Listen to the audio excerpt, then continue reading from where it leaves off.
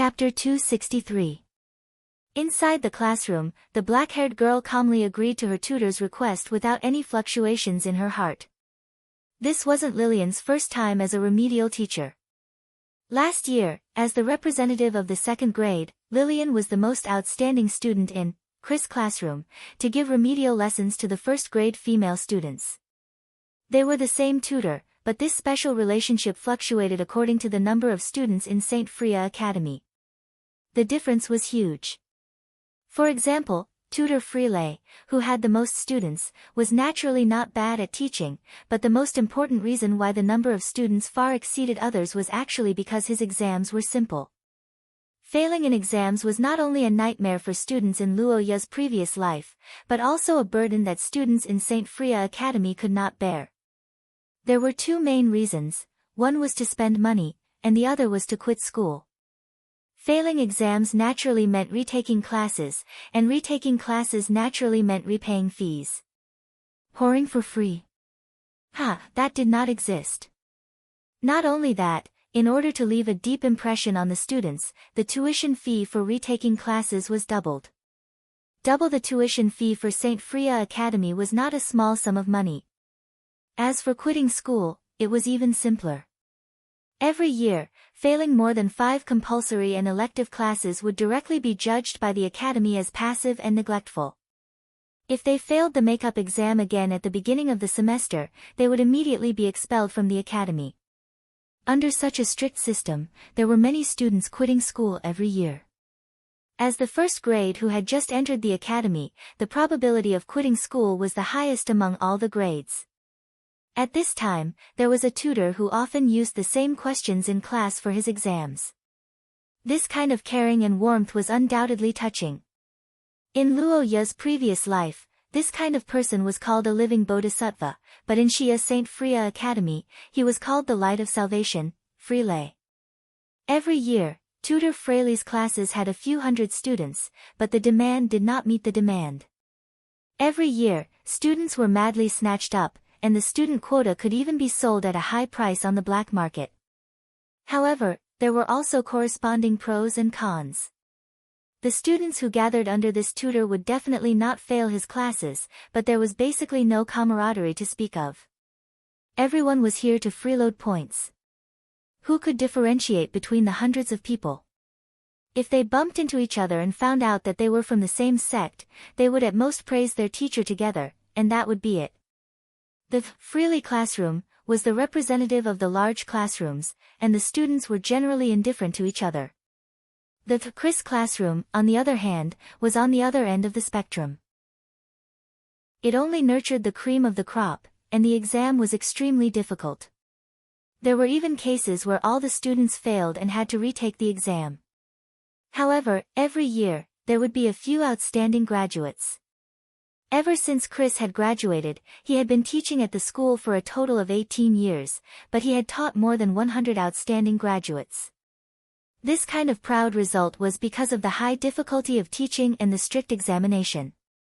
There was no doubt that compared to the relaxed and happy environment of the Freely classroom, the Chris classroom was under a lot of pressure.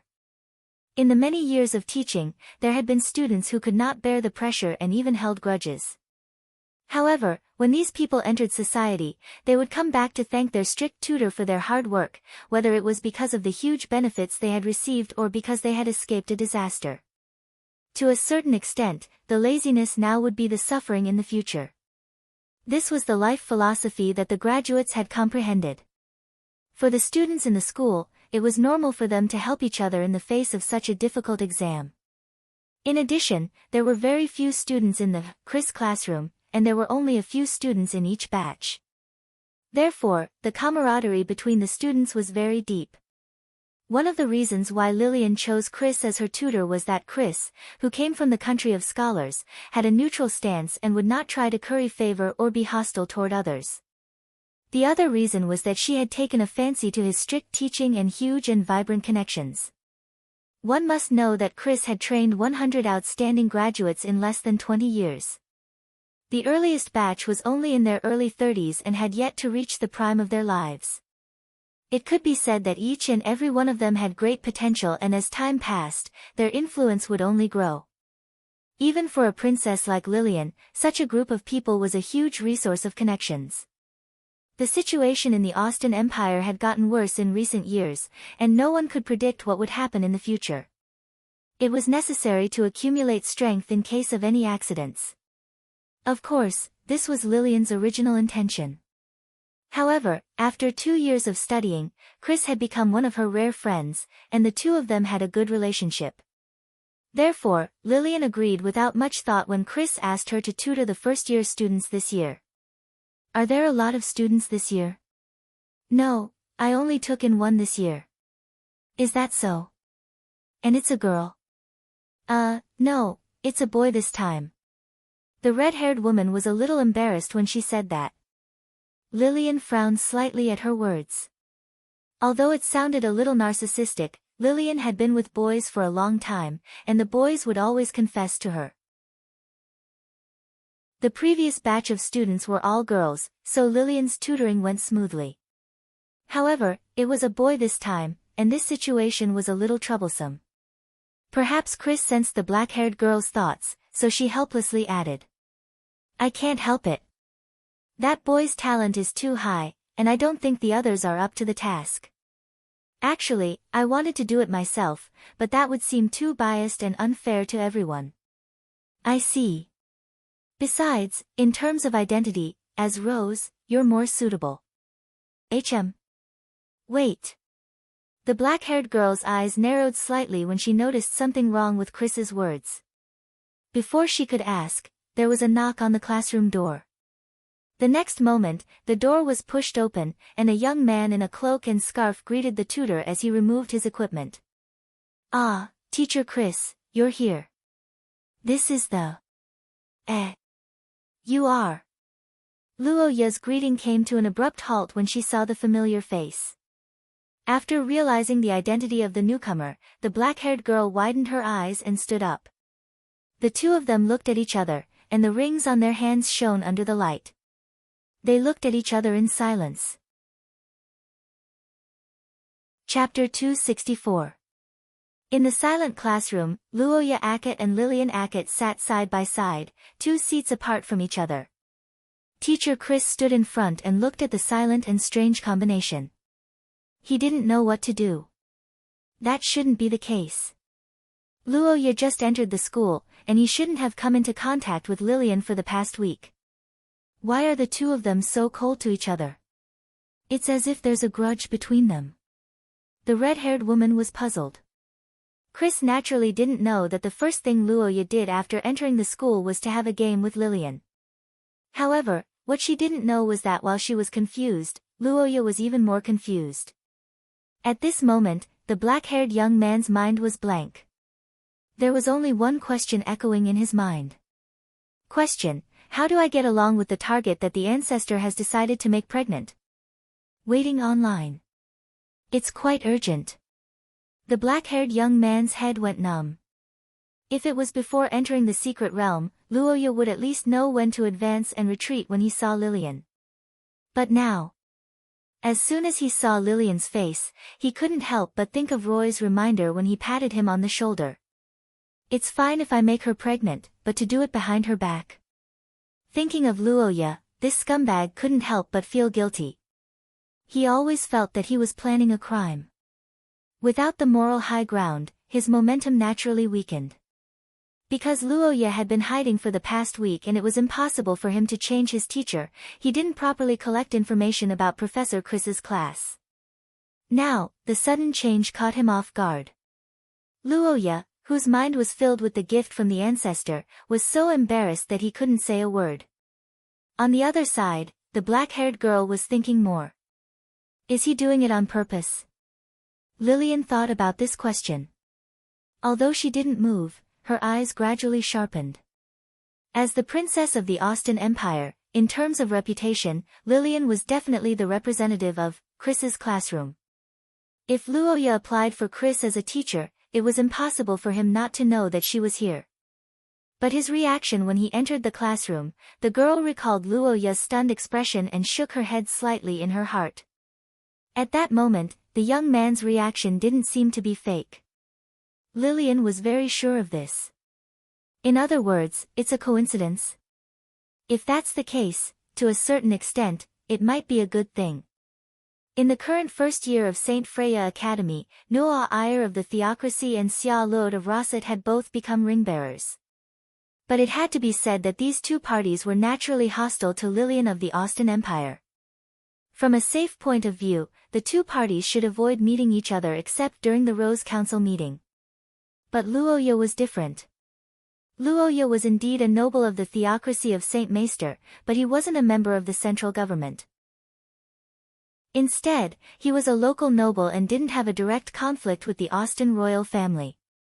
Besides, he had a good relationship with the other two ring-bearers of the first year. As a bridge of communication, or rather, a buffer, it couldn't be better. Most importantly, if she were to reject the tutoring mission now, it would be equivalent to showing a cowardly attitude. Lillian couldn't afford to show weakness like this. Besides, speaking of cowardly, how could a teacher possibly do that now? Say, do you two know each other before? After holding it in for a long time, Chris finally couldn't help but ask about the situation between the two. As soon as the words left his mouth, the two shook their heads. Not really, we've only met once before. It's not so much a meeting. It's better to say that it's a matter of position. Lillian said so in a cold voice. Her purple pupils were emotionless. She was still wary of Luoya's contact with Paul, but Chris, who didn't know about these things, didn't care so much. If that's the case, how about introducing yourselves to each other first? You two will be in the same classroom in the future. Although it's a little self-deprecating, I'm afraid that our classroom won't be able to recruit many people in the future. Besides, you two will definitely have to interact with each other, even if it's not with me. Huh? What do you mean? Luoya was a little puzzled after hearing the teacher's words, while Lillian's eyes flickered and remained silent. Chris raised his eyebrows slightly and explained. If I remember correctly, you're both of the creation branch, right? Creation branch? No, I'm from the summoning branch.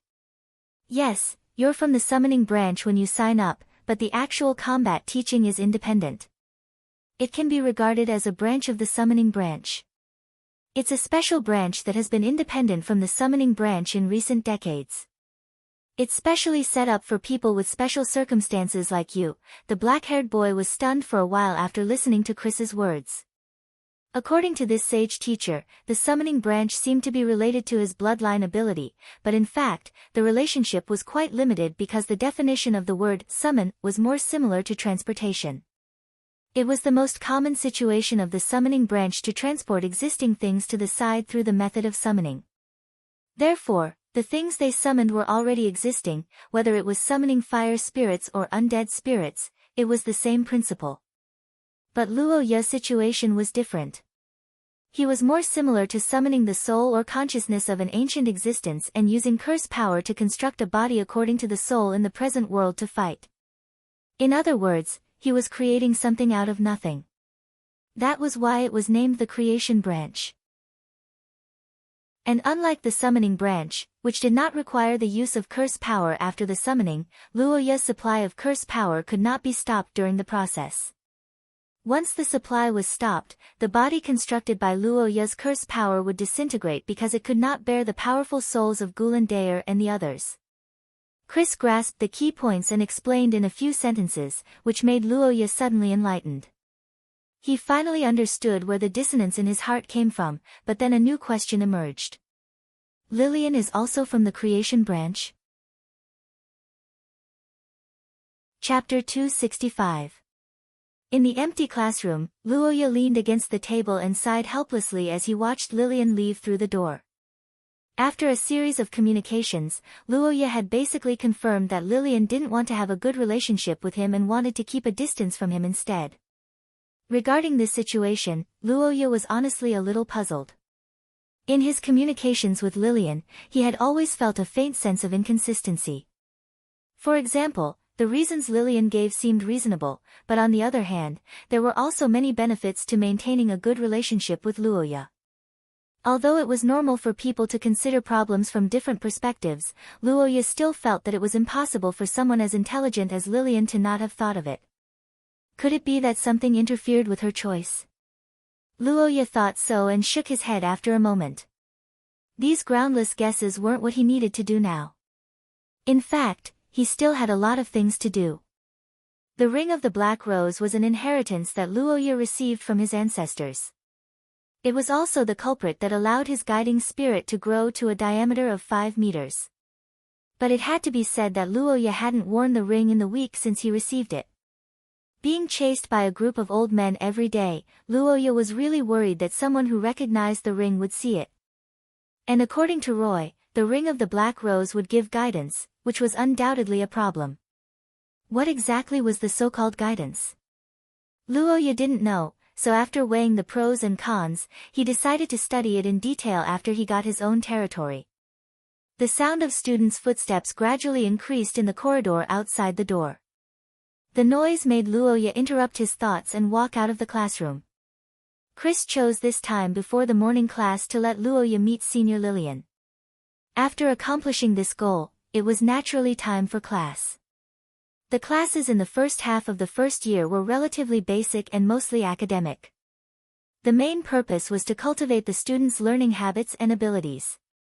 For example, Luoya's first class in school was mathematics, which reminded him of the advanced mathematics classes in university in his previous life. But the difficulty of the class and the classroom couldn't be compared at all. There was no doubt that the difficulty of the courses was relatively simple compared to his previous life, but the classrooms were truly imposing. Most of the teaching buildings in St. Freya's Academy were made of stone with hundreds of years of history, but because they were well maintained, they did not look old. The academic classes were arranged in a staircase model, and the windows had plenty of natural light, so it was exceptionally bright. The seat was made of a single piece of wood. The wood used was warm wood from the Austin Empire. It was a kind of tree that contained curse power that could adjust the temperature. Regardless of whether the outside world was cold or warm, it wouldn't be affected too much. Chairs made of this kind of wood were the same. It wasn't too hard to sit on, and it was quite comfortable. It was one of the specialties of the Austin Empire. In addition, there were reliefs with a long history, exquisite chandeliers, soft carpets, incense burners that exuded a delicate fragrance, and all kinds of aristocratic items could be seen everywhere. It completely subverted Luoya's impression of a traditional school. He also understood why St. Freya's Academy was called an aristocratic school and why the tuition was so expensive. For example, the incense burner not only looked beautiful, but it was also a curse vessel. The burning incense was also specially made and had the effect of refreshing the mind. Many other parts in the classroom were the same. They were all curse vessels that were beneficial to learning. To be honest, Roha felt that it would be very difficult to fail in this kind of classroom. With so much gold and silver, he was afraid that even a pig who knows how to speak could pass the passing line. Is this the power of money? I love it, I love it. Luoya looked around the classroom and said to himself. As a person who went to school almost all his life in his previous life, Luoya had a small habit. He liked to sit in the last row in class because he didn't like the feeling of a group of people looking at him from behind. It made him feel insecure. Of course, he knew that this was actually an illusion. After all, everyone looked at the teacher and the mobile phone in class. The latter might be more common. But in St. Freya's Academy, Luoya knew that this was not an illusion. It was better to say that until now, wherever he went, he was in a state of being watched. Feeling that many students in front of him deliberately looked back, Luoya sighed helplessly. He had no good way to deal with this situation at present. He could only let time dilute the students' curiosity. Fortunately, as it was the first class at St. Freya's Academy, the freshmen still attached great importance to it, and their attitude in class was generally very serious. Because there were too many freshmen, a basic subject like mathematics was divided according to the student's teacher. For example, as a student of teacher Chris, Luoya, who was alone, attended the class with the largest number of students, Freely classroom. It was also because of this that Noah Iyer and Xia Luot were not by his side. The two girls' respective retinue of noble elites followed them to become the students of the same teacher. They were Catherine Classroom, of the St. Mestre Theocracy, and Laura Classroom, of the Rose Business United Nations. Catherine Classroom's specialty was ritualistic curses, including healing, purification, and many other fields. At first glance, it was clear that they had a close relationship with the Holy See. Teacher Catherine West was the daughter of the head of one of the 5 major noble families in the theocracy, the Marquis West family. It was basically impossible for her to have any crooked thoughts, and their relationship could be said to be quite solid. Laura Classroom was the strongest classroom for astrology and prophecy curses. The most famous thing was probably the accurate prediction of the Great Storm in the Scholar Country a few decades ago. The Supreme Council responded and made adjustments accordingly, greatly reducing the casualties and property losses of the people. As for Laura herself, she was even more reliable, and her surname was Serofia. Teacher Laura was, strictly speaking, Xia Luot's great-aunt. In Rose, she was also a well-known representative of the Serofia family. It was naturally reassuring for such a person to teach their own juniors. Since then, the 3 first-year ring-bearers had been assigned, and Luoya had no fate with the 2 girls in the academic class. It was impossible for the situation of the local tyrant holding the central leader hostage during the opening ceremony. Noah Iyer and Xia Luot were naturally unwilling to have such an assignment, but considering the problem of distraction during class, they didn't say anything. After all, as the heirs of 2 countries, Noah Iyer and Xia Luot came to school with a mission and purpose. At the very least, they couldn't have bad grades, so it was necessary for them to pay attention in class. Although there was a gap due to different natural learning abilities, if one wanted to be a top student, they had to put in some effort, especially in St. Freya Academy. Even geniuses like Noah Iyer and Xia Luot could be overtaken if they slacked off. Of course, Luoya liked this assignment the most. After all, when he thought of Noah Iyer's little tricks in class, Luoya felt his brain heat up. Miss Angel seemed to have awakened a new sadist attribute recently. She liked to secretly do some shameful things in public to observe Luoya's reaction. Every time she saw Luoya's frightened face, she would get excited. Xia Luot wasn't far behind. She could always come up with some strange ideas, such as the groundbreaking concept of couple outfits in this world. She even wanted to design it herself. Although the outfits weren't out yet, Luoya could already imagine the chaos that would occur if Noah Iyer found out. After school started, Noah Iyer and Xia Luot each had their own private building and training ground. More and more students were wearing the golden rose and red rose insignia on their chests. Luoya didn't have ready-made troops like the Theocracy and Luoya, so he had to recruit from scratch. Fortunately, Luoya's reputation was out there, so it wasn't difficult to recruit people. After a morning of classes, Luoya finished his lunch and left the central campus.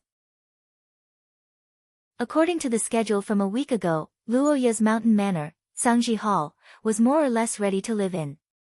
After an hour of bumpy ride, the youth arrived in front of the blue-themed building for the first time. Overall, the scale of this mountain secret realm exceeded Luoya's expectations. From the spacious entrance to the courtyard, to the fountain, to the size and luxury of the main building, Luoya was very satisfied. As its backyard, the secret realm of Empty Mist was rich in resources. It was more than enough to hunt for wild animals. Under the guidance of the staff, Luoya walked through the corridor that was decorated in a traditional style. It had a luxurious style unique to the second era of the Austin Empire. Luoya's heart was filled with the joy of freeloading. After a general tour of the building and confirming the location, Luoya began to consider the recruitment of faction members, which was the problem of people. Although there was a bit of suspicion of cheating, Luoya actually had information about the future of many people in the game. Therefore, to a certain extent, he could be targeted. Therefore, he wasn't in a hurry. After thinking for a while, night fell. After tasting the cooking of Sangji Hall, Luoya felt that it was passable. He silently looked at the black ring in his hand in the spacious master bedroom. Chapter 266. This is. The moment the black-haired youth opened his eyes, the first thing he saw was the dusky sky. A cold breeze blew on his body, and the sound of trees swaying in the wind echoed in his ears. Luoya felt the hard ground without any softness under his body. His golden pupils were filled with confusion. He turned his head slightly to the left and right and found that there was nothing around him. So cold. This isn't a dream. The youth who was awakened by the cold shivered slightly. The overly realistic touch made Luoya keenly feel that something was wrong. He sat up and found that he seemed to be on a rooftop. His slightly higher vision allowed him to see something familiar. It was the top part of a building with a pointed roof. It looked like a tall tower, and it should have been built a few hundred years ago. The reason why Luoya recognized it was very simple. It was because it was one of the candidates for the headquarters of the Green Rose sect, the tower in the center of the academy. When he saw this building, Luoya finally woke up completely. He suddenly got up and ran to the edge of the rooftop. He looked down at the vast campus in front of him and was stunned for a moment. What's going on? Am I kidnapped again? No, that's impossible. The overly bizarre thought only lasted for a moment before it was rejected by Luoya. Not to mention the possibility of being unknowingly taken out of the mountains to the center of the campus as a four-source level extraordinaire, the main point was that Luoya had Gulandair and Pei Tila by his side. Although Gulandair and Pei Tila usually stayed in their own spaces and occasionally seemed to visit each other, the passage between them and Luoya was always connected. Unless it was a close relationship like Noa Iyer or Xia Luot, if anyone wanted to do anything to Luoya while he was asleep, the two ancient gods would definitely discover it. Once there was danger, they would even urgently use Luoya's curse power to forcefully appear. It was completely impossible for him to be taken away by some inexplicable person and left on the rooftop to be blown by the wind. Did this mean that there was something special going on? Could it be that the Noa Iyer wanted to come to the rooftop to play with him? No matter what, this is still. Luoya, who had no clue, shook his head and stopped the dirty thoughts in his mind. He decided to contact the huge skeleton and Mother Earth. However, in the next second, Luoya's face suddenly turned ugly. How could this be? The black-haired youth widened his eyes in disbelief. Could it be that the passageway was gone? In the 5 years since he had obtained the crown, origin substance and met the Gulandair, this was the first time that Luoya had been unable to contact the ancient gods in a non-historical situation. Could it be that we're currently in a historical episode? Did I accidentally trigger something? Luoya muttered to himself and forced himself to calm down. However, after thinking about it seriously and sensing the origin substance for a while, he still rejected this possibility. As Luoya's bloodline ability, he could clearly sense it once it was activated. Moreover, even in a historical episode, the passageway of the ancient gods would only be temporarily blocked by the new ancient gods, just like Pei Tila back then. However, the passageway had now disappeared as if it had never appeared. This also represented an extremely terrifying matter. Luoya could no longer borrow the power of the ancient gods, even if it was only a weakened version of their bodies. Calm down, the ability of the origin substance cannot be changed. In reality, it's impossible for me to lose the ability to summon the Gulandair and the others. Therefore, by inference, this isn't reality. Is it a dream or something else? The reason for this appearance, is it because of the ring? Luoya pinched the space between his eyebrows as he analyzed. He remembered that before going to sleep, he did not take off the black rose ring. Connecting this to Roy's words earlier, could this be the so-called guidance? The black-haired youth looked down at St. Freya Academy in the middle of the night. It was already past midnight, and the bustling campus during the day was now deathly silent. Specks of light dotted the huge buildings, but not only did it not give off a feeling of brightness, it made other places seem even darker. Quiet, too quiet. Such a thought appeared in Luoya's mind, and the youth suddenly felt a chill run down his spine. The dark campus, the absence of the ancient gods, and the strange silence all gathered together raised Luo Ya's vigilance to the extreme. He glanced behind him and saw that the door leading to the rooftop was wide open. The wooden door swayed left and right in the wind, but it was completely dark inside, as if it was the mouth of a beast that came out of nowhere. I have to take a look. Such a thought appeared in Luo Ya's mind. Chapter 267. Dear, did you not sleep well last night? At noon, the reddish-brown-haired girl looked at the black-haired boy across the table and asked. Luo Ya, who was pinching his eyebrows, looked up and stared at Xia Luo's emerald eyes. After hesitating for a moment, he nodded slightly. Something like that. Last night. I had a nightmare. A nightmare? Well, some weird nightmares. The black-haired boy replied with a smile and turned to look at the scenery below. At this time, Luo Ya and Xia Luo were at the tallest restaurant in the academy, the Clear Sky Tower. It was located at the edge of the commercial street. It was said that it used to be a weather observation tower, but it was later converted into a luxurious restaurant. The entire restaurant was extremely high-end. There were no seats in the tower, only 4 tables with 8 seats on 4 balconies.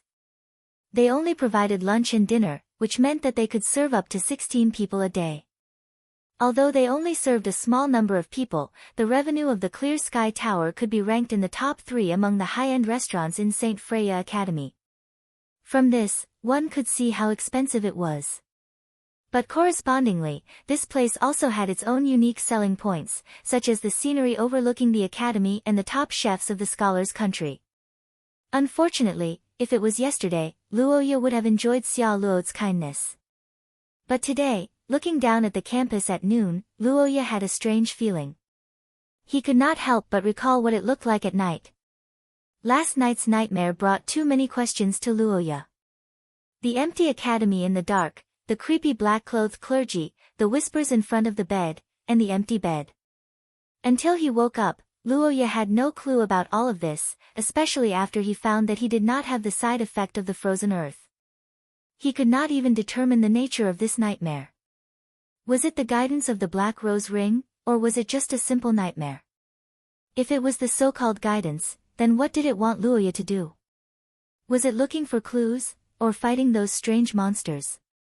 The academy below was bustling with people coming and going, but in his dream, it was deathly still. This strong contrast made Luo Ya feel a little absent-minded, but before he could recover, a pair of hands had already touched his cheeks. Darling, what's wrong with you? Huh? Luo Ya raised his eyes and discovered that Xia Luo had unknowingly walked in front of him. Her emerald eyes gazed at him with some worry. Sensing the girl's worry, Luo Ya hurriedly adjusted his state and opened his mouth to explain. I didn't sleep well last night, and the tutor's class in the morning was a little difficult. So that's how it is. Indeed, Teacher Chris's lessons are known for their difficulty.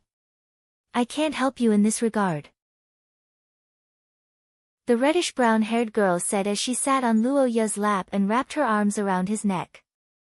Luo Ya blushed when he felt the warmth and softness on his body, but he didn't resist.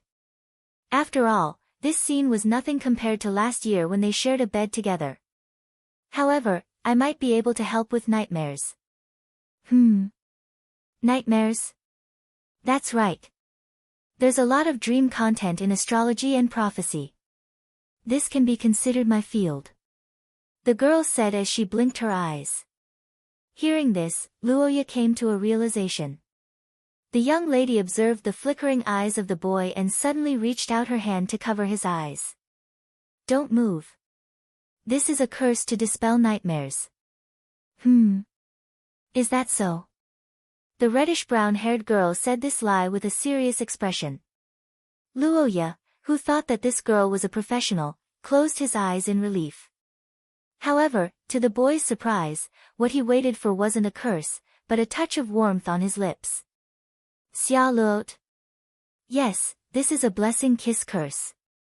The effect should be quite good. If you still have nightmares today, come and find me tomorrow. The young lady, who successfully stole a kiss, was very calm when facing Luo Ye's doubtful gaze. She was as kind as a nurse who gave instructions to a patient after giving him an injection. Luo Ye looked at such a girl and the questioning words were stuck in his mouth. Could it really be a blessing? But, there didn't seem to be any reaction from the curse just now. Could it be related to astrology? Wait a minute.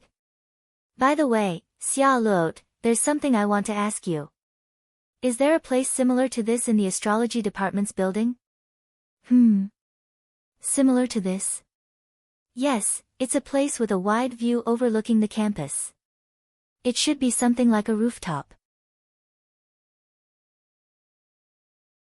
Chapter 268. Lillian Aikman's and Luo Ye's tutoring was, to a certain extent, a confidential matter. There were many reasons to keep it a secret. For example, the identity of the two of them. A princess of an empire giving tutoring to a noble was not right, and from the point of view of a ring-bearer, once it was made public, it would make Roha feel like he was under Lillian.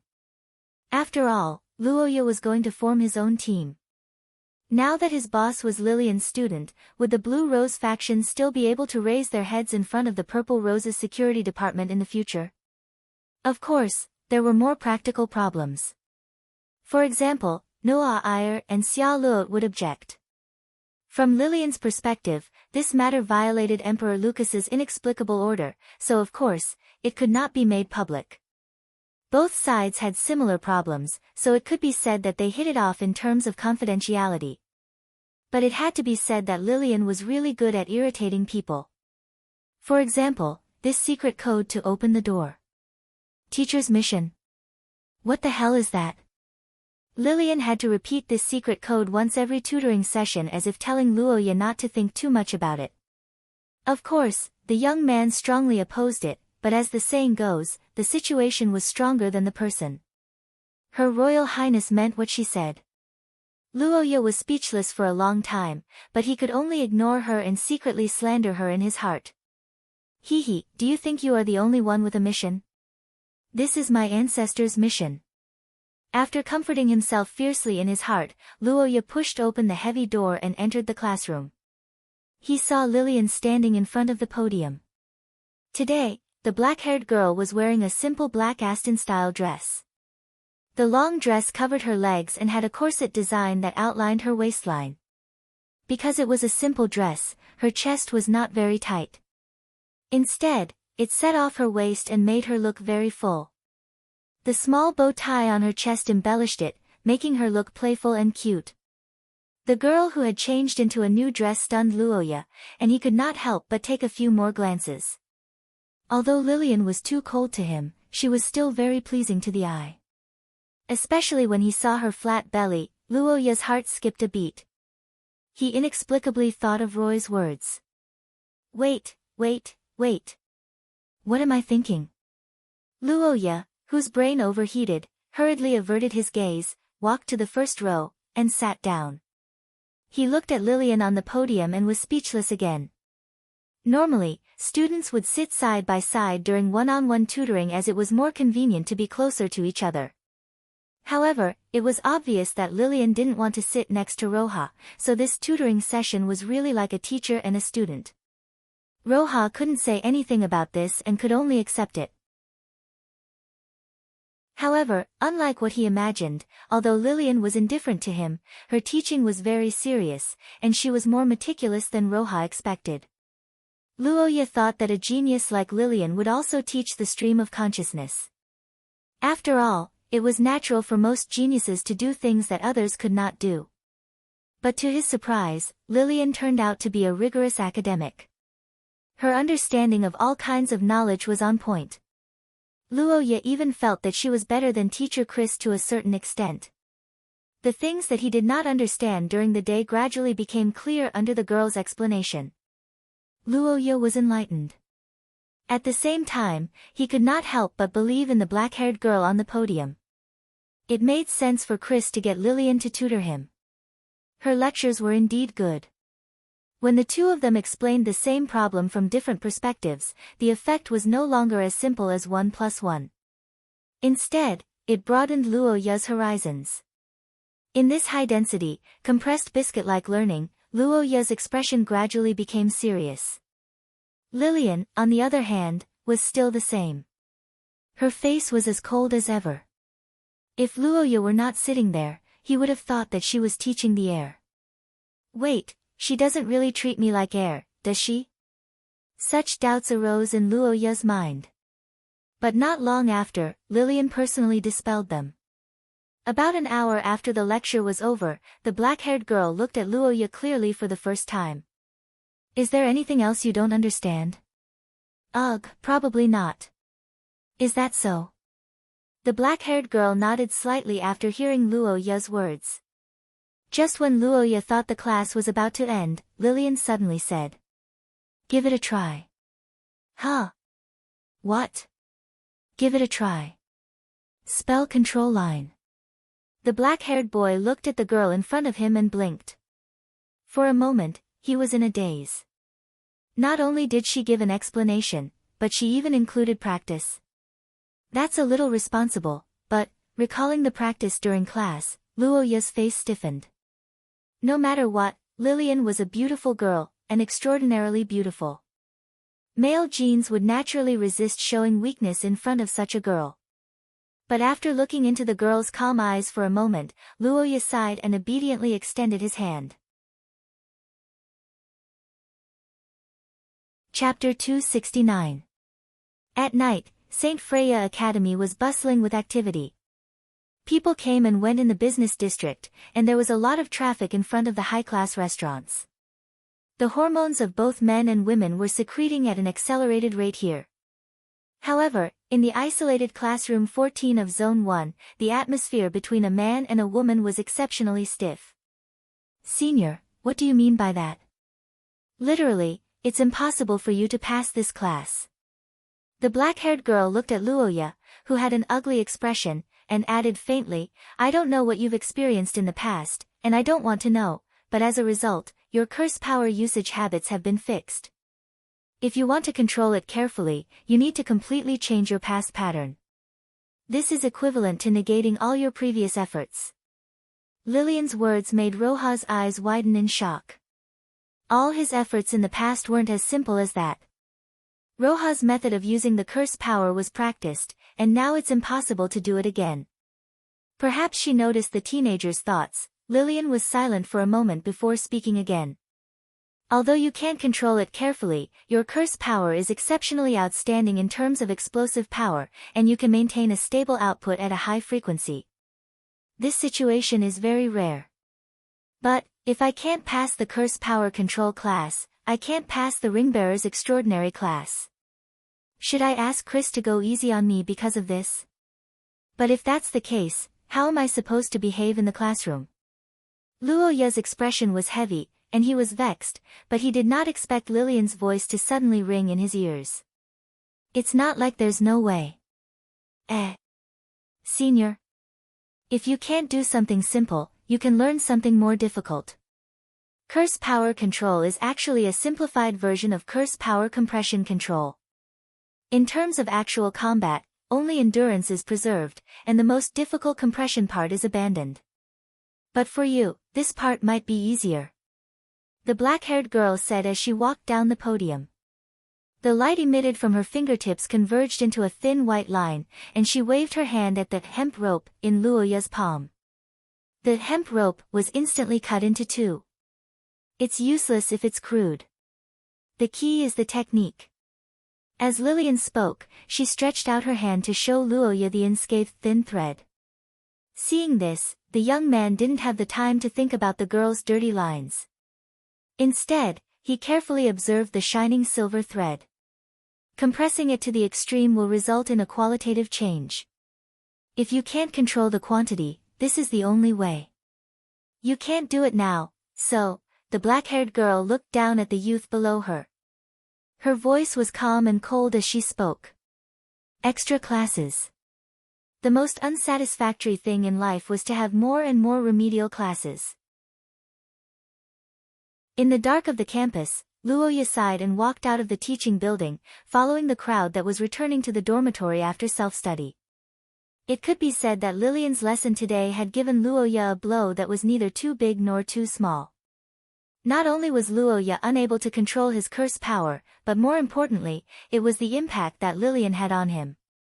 Regardless of whether it was her sharp observation of his curse power that allowed her to infer his experience, or her cutting of the hemp rope with a single thread, they all vividly displayed Lillian's intelligent mind and powerful strength.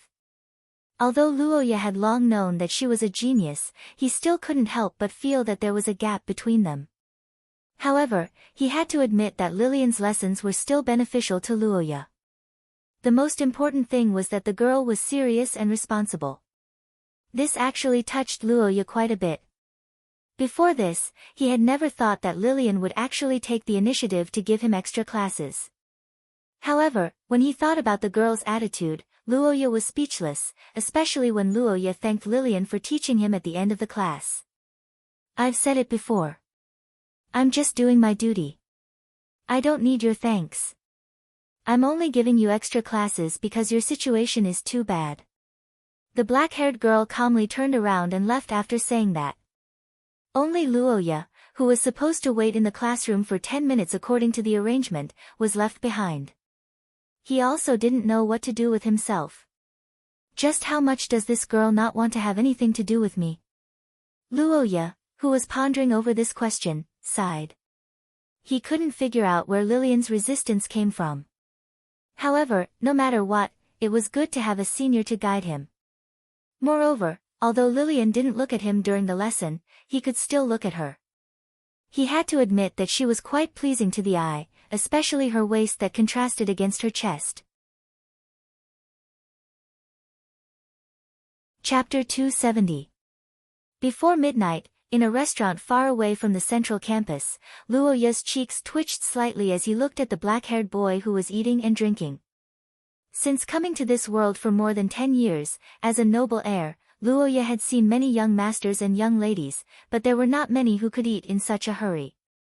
Looking at the boy who was choking on a chicken leg, Luoya even had the illusion that he was taking in a beggar. "No, are you here to eat and drink? Chatting while eating, you're eating while I'm chatting."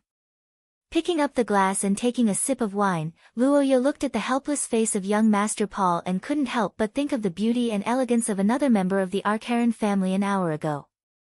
Although they were both Arkharan, the gap between them was really bigger than a human and a dog. Luoya sipped the wine and sighed in his heart, while on the other side, Paul was drinking like a whale. After a while, he put down the glass and gasped for breath, as if he had just come back to life. "Brother Luoya, thank you for your hospitality. I'm a bit hungry, so my table manners are a bit ugly, sorry." "No, so why don't you eat?" "Actually, I lost my money for food, and I've been hungry for 2 days." "Why don't you lose yours too?" "Wait, no." Luoya looked at the boy who was scratching his face in embarrassment across the table and suddenly remembered something. He remembered that there was indeed such a plot in Eye of the Recorder. Paul, who had just entered the school, lost his money for food and was hungry for 2 days. He leaned against the wall and was about to faint, but he was found by Xia Luot who was passing by. Xia Luot, who was stopped by the car, recognized Paul. The girl who was supposed to hate Paul sympathized with him and treated him to a meal. Because of this, Paul was deeply grateful, which foreshadowed the following plot. Originally, this incident was the first plot point of Paul and Xia Luot after their first encounter. Luoya should have interfered, but because there were too many things recently, Luoya forgot about it. But he didn't expect that Paul would come directly to him to eat. Eat. They could all be eaten. Realizing the significance of this meal, Luoya widened his eyes and felt better all of a sudden. He waved his hand and ordered several more dishes. He couldn't wait to feed Paul with a month's worth of food today. His eyes became friendlier than ever. It had to be said that this incident was of great significance to Luoya. Normally, in order to prevent Luoya from meeting Noah Iyer and Xia Luot every few days, Luoya would have to think hard about the plot and try not to let Paul meet Noah Iyer and Xia Luot every few days. However, it had to be said that doing so would take up a lot of Luoya's energy, and it would also show that Luoya did not trust the two girls, which made him a little uncomfortable. But now, things were different. Luoya was not moving, and Paul was fully automatic. There was no need to guard against them. If they had a problem, they would come straight to them. They might even avoid contact with the two girls in the future for the sake of friendship. It could only be said that the facts proved that, excluding the physiological needs, men were still willing to look for men if they had a problem. After all, it was easy to ask between brothers, and there was no unnecessary self-esteem in front of the opposite sex.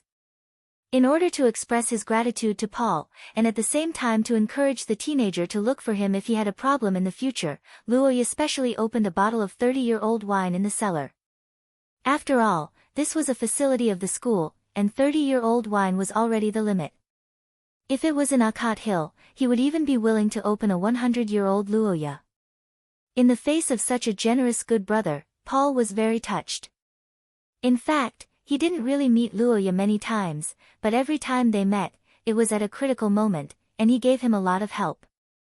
Whether it was taking him to school or supporting him in front of the seniors, Luoya never asked for any reward from Paul. He didn't even need his gratitude.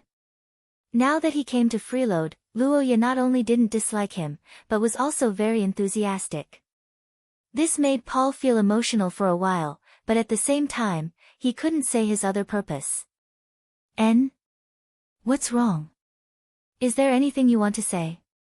After drinking a glass of wine, Luoya, who sensed that Paul seemed to have something on his mind, blinked, and asked. Upon hearing his words, the teenager hesitated. After a long time, he finally mustered the courage to ask Luoya. Big brother Luoya, I can join your faction. The sudden request stunned Luoya, and also made the atmosphere in the restaurant tense all of a sudden. Luoya put down the glass of wine and looked carefully at the teenager opposite him.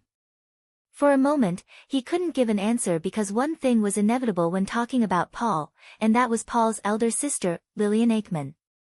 Normally speaking, as someone of the same race, Paul would naturally join Lillian's Purple Rose. But the farce played by the seniors of the Austin Empire when he entered the school seemed to have changed his mind. At that time, many of the people who shouted along with them were students of the Austin Empire, so I feel that joining them is a little. Ha! As Paul spoke, an ugly smile gradually appeared on his face. In the end, he couldn't continue and could only laugh. Upon looking at this young man, Luoya knitted his brows and felt that something in his heart was touched. Indeed, as an illegitimate child, Paul's living environment was much worse than Luoya's. Although the Akate family had certain things that other ancient families couldn't compare to and couldn't bear, at least on the surface, Luoya had always been treated well. The Saint Maester Empire was prosperous and stable, and the Akate family's military strength was unrivaled. Due to a certain Huang Shu who had a good relationship with the queen, their territory was vast, and as long as they didn't court death, they wouldn't die. Not only that, but they also had a high status wherever they went. But Paul was different. Although he had reached the standard of a prince, he didn't have the right to inherit the throne. Not only that, but he was also criticized because of his illegitimate identity. His two elder brothers couldn't wait for him to die immediately. As for his elder sister, he didn't know if it was because of Luoya, but he felt that compared to the game, Lillian's attention wasn't on Paul. Aren't you obsessed with your younger brother? Why don't you want him? Chapter 271. In the bedroom, Luoya put his cane aside, sat on a chair, and sighed as he looked at the night outside the window. Although he agreed to Paul's request at the dinner table, Luoya still felt a little guilty when he thought about facing Lillian, who was tutoring him. Isn't it a dead end to snatch a younger brother who has a brother complex? What should I use to compensate her? Luoya scratched his head helplessly. He could only put these thoughts behind him and go to the bathroom to wash up. Soaking in the warm bathtub, Luoya stroked the pale blue ring on his hand. His mind was in a mess. Although he refuted Paul's words before, what Luoya said at the dinner table was also his true thoughts. As a preceptor, he enjoyed the convenience brought by this position and received the admiration of the students. Naturally, he had to pay a price. At least, when he discovered a possible crisis on campus, he should take the initiative to investigate the situation instead of shrinking back. The sense of responsibility in his heart overcame his fear, making Luo Ye's will firm. He got up and dried his slender body, walked to the bed with a bath towel, took off the blue rose, silently put on the black rose ring, and then lay on the bed and closed his eyes. When he opened his eyes again, Luo Ye was already in darkness. He poured the power of the curse into his eyes. What he saw was not the gloomy sky from yesterday, but a somewhat unfamiliar ceiling. He got up and scanned the surrounding environment. A soft red carpet, tables and chairs made of warm wood, a podium with some teaching materials, an extinguished incense burner, and a chandelier that was used to enhance the light source, but now it was completely dark. This was everything in the vicinity. It was a small classroom. Luo Ye, who found no enemies, breathed a sigh of relief. He raised his hand and looked at the ring in his hand. He was basically sure that this dream was related to the black rose ring. In order to rule out all options, Luo Ye went to bed naked. He had nothing on him except for the black rose ring. Fortunately, after entering this dream, his clothes were still his usual clothes, and there was no midnight running scene. The black-haired boy stood up and cast a lightness spell. He then adjusted his breathing and walked towards the door of the classroom. The doors of St. Freya Academy's classrooms were thick and heavy, but they were all high-end goods, so the sound of the door opening was very soft. After carefully listening to the movements in the corridor, Luo Ye gently pushed the door open. He looked left and right in the dim corridor, then went to the window to confirm the floor. When he found that he was on the second floor, he thought for a moment and resisted the eerie feeling in the building and did not directly jump down from the window. Cautiously going down to the first floor, Luo Ye glanced at the open door of the teaching building. The night wind blew into the building, and the gorgeous chandelier on the ceiling swayed and produced a tinkling sound. The black-haired youngster looked at the dark corner outside the guardhouse and suddenly froze. The next moment, his pupils suddenly shrank. Someone was there. Luo Ye stared at the shadows where the lights in the guardhouse could not reach. Although it was extremely dark, Luo Ye could see something moving in the shadows. It was the black-armored soldier from yesterday. The youngster retracted his head and leaned against the wall to adjust his breathing. He analyzed the current situation in his mind. It was obvious that Roha couldn't fight in close quarters with his opponent while he was unarmed. The only thing he could do was to attack with all his strength. Yesterday, Luo Ye froze the black-clothed clergy into an ice sculpture. Based on what he saw later, these black-armored soldiers should be the clergy's subordinates. In theory, they should be easier to deal with. After sorting out his thoughts, Luo Ye dispelled his fear. After counting down from 3, he rushed out of the staircase and raised his hand to release a ray of cold air. Frozen earth. From rushing out to releasing the skill, Luo Ye's movements were as smooth as flowing water. This sudden attack was obviously not within the enemy's expectations. The black-armored soldier was frozen before he could even draw his sword.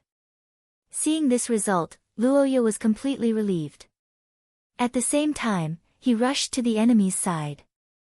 After snatching the enemy's sword, he removed the cold air and stabbed the gap in the armor. At the same time, he let the cold air rush into the enemy's body. After confirming that the enemy was completely unresponsive, Luo Ye looked around and dragged the soldier's corpse into a nearby classroom. After seeing the black-clothed clergy's glory last night, Luo Ye was somewhat uncertain about the nature of these damned things. When he discovered that there was an enemy that was alone, Luo Ye decisively pulled one of them to study. At least, he wanted to know what his enemy was. Know yourself and know your enemy and you will be victorious in 100 battles. This was the crystallization of the wisdom of the ancient people in his previous world. And reality proved that Luo Ye's decision was correct. This guy has 2 hearts. No. This is... Inside the classroom, Luo Ye held a ruler and picked up 2 connected pieces of flesh stained with black blood. Looking at the green-skinned monster on the ground, he felt a chill down his spine. Reality proved that it was right to be cautious when facing an unfamiliar enemy. Since thawing until now, Luoya had spent more than an hour dissecting the monster. Among them, one big and one small heart in Luoya's hand was the most representative. If he didn't know that the enemy was a problem, he would most likely be ambushed when he stabbed the enemy's heart and let his guard down. Although it was impossible for these guys to threaten Luoya's life with their strength, but when he thought of the person whose heart was pierced was still moving, he felt a burst of goosebumps. Fortunately, I discovered it in advance. Like I said, I can tell at a glance that you're not human. Wait, this seems to have grown later. After carefully observing for a while under the moonlight, Luoya stared at the smaller heart and narrowed his eyes. He felt that the smaller heart seemed to have been cut off from the bigger one and grew later on. Chapter 272. In the dark corridor, an ingenious persecution was being carried out in an orderly manner. Can't you talk softly? Keep talking. The black-haired teenager was in a place where the light could reach. As he spoke, he constantly struck the iron can in the darkness with his sword. After a few hits, the black-armored swordsman who was hesitating at the boundary of the light and shadow fell to the ground. Then, he kicked the black-armored swordsman into the light. To his surprise, the black-armored soldier under the light didn't seem to be affected. It seemed that the light in the guard room only made them not want to come close, but it didn't have any lethality. The teenager sighed and dispelled his dream of being invincible with the light.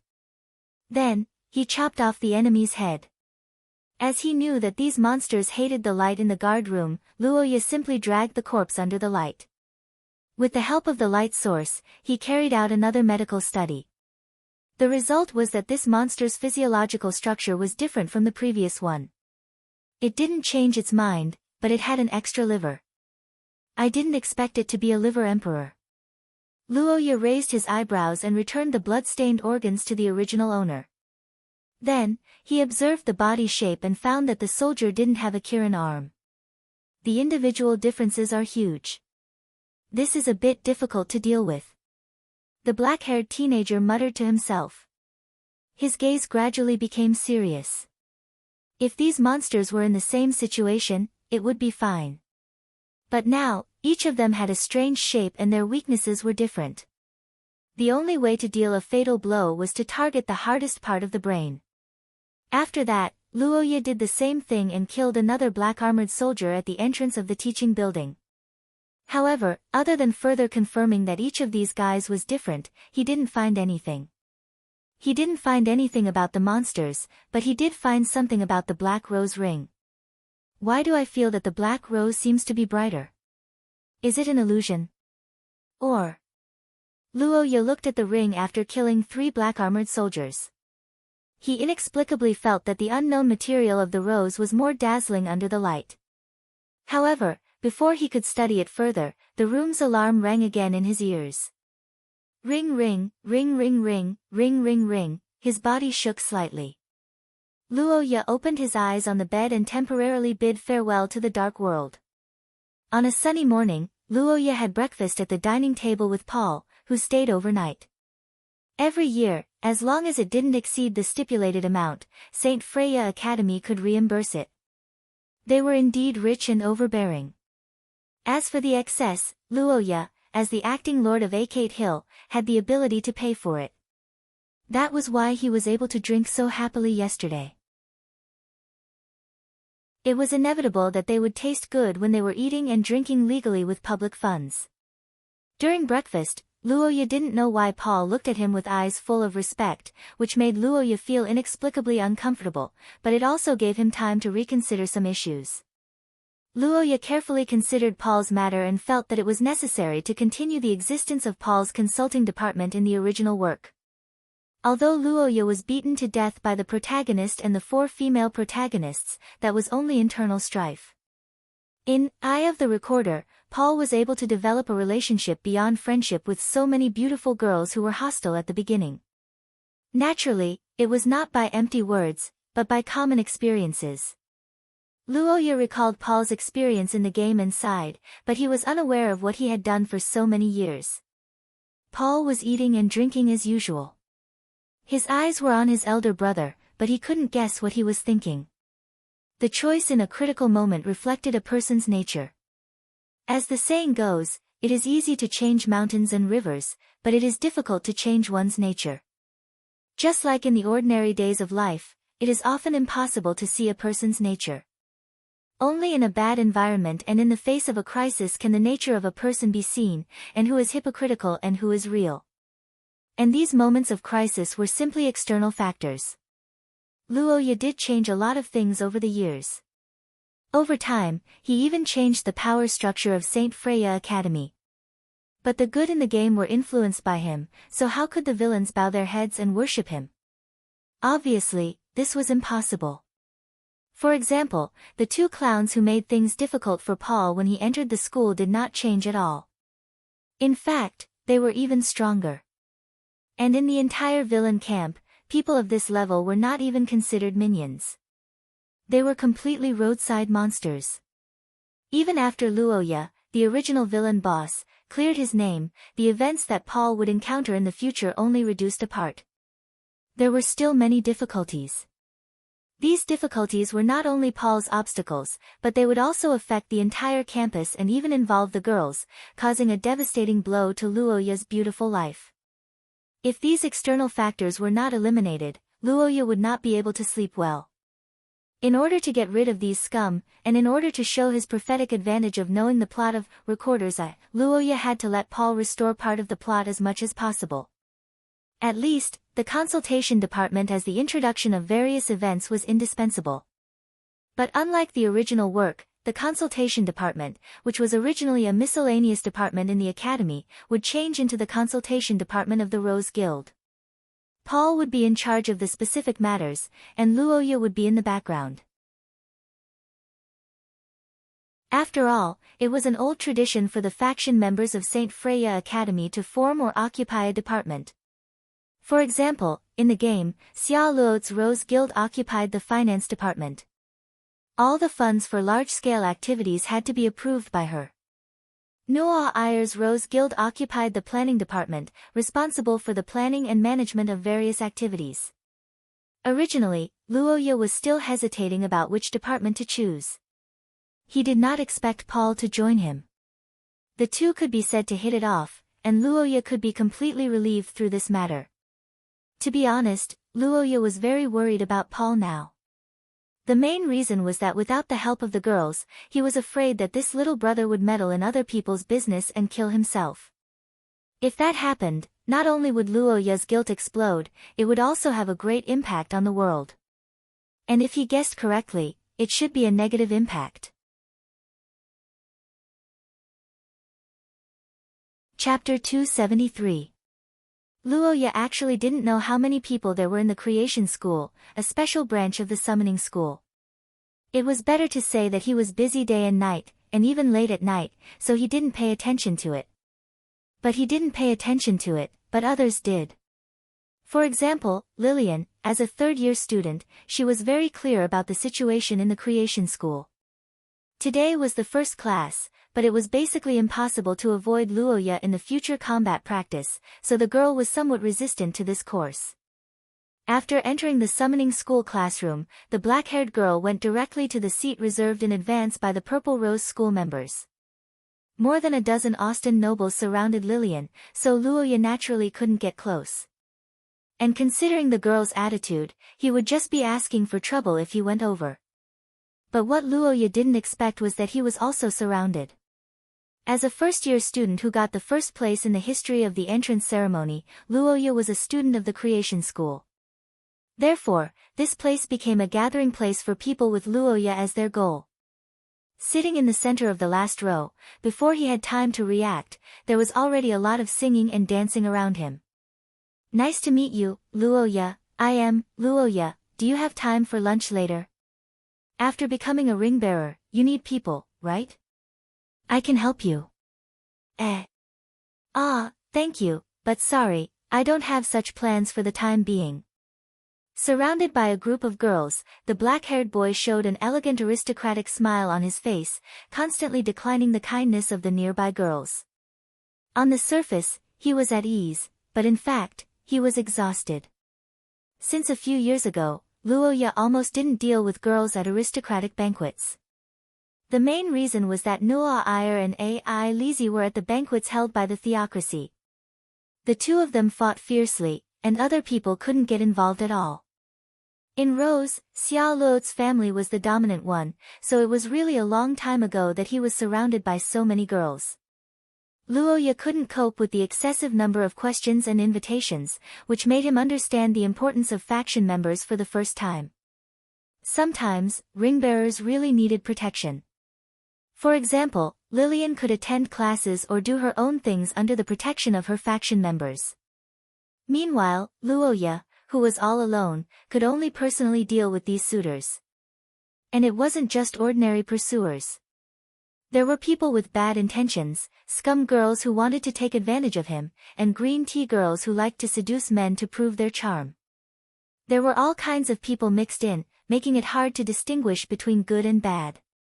After such a torment, Luoya could be said to be physically and mentally exhausted by the time class was over. He was only saved when Nuo Iyer came to find him. Miss Angel's pupils shrank when she saw the group of girls surrounding Luoya.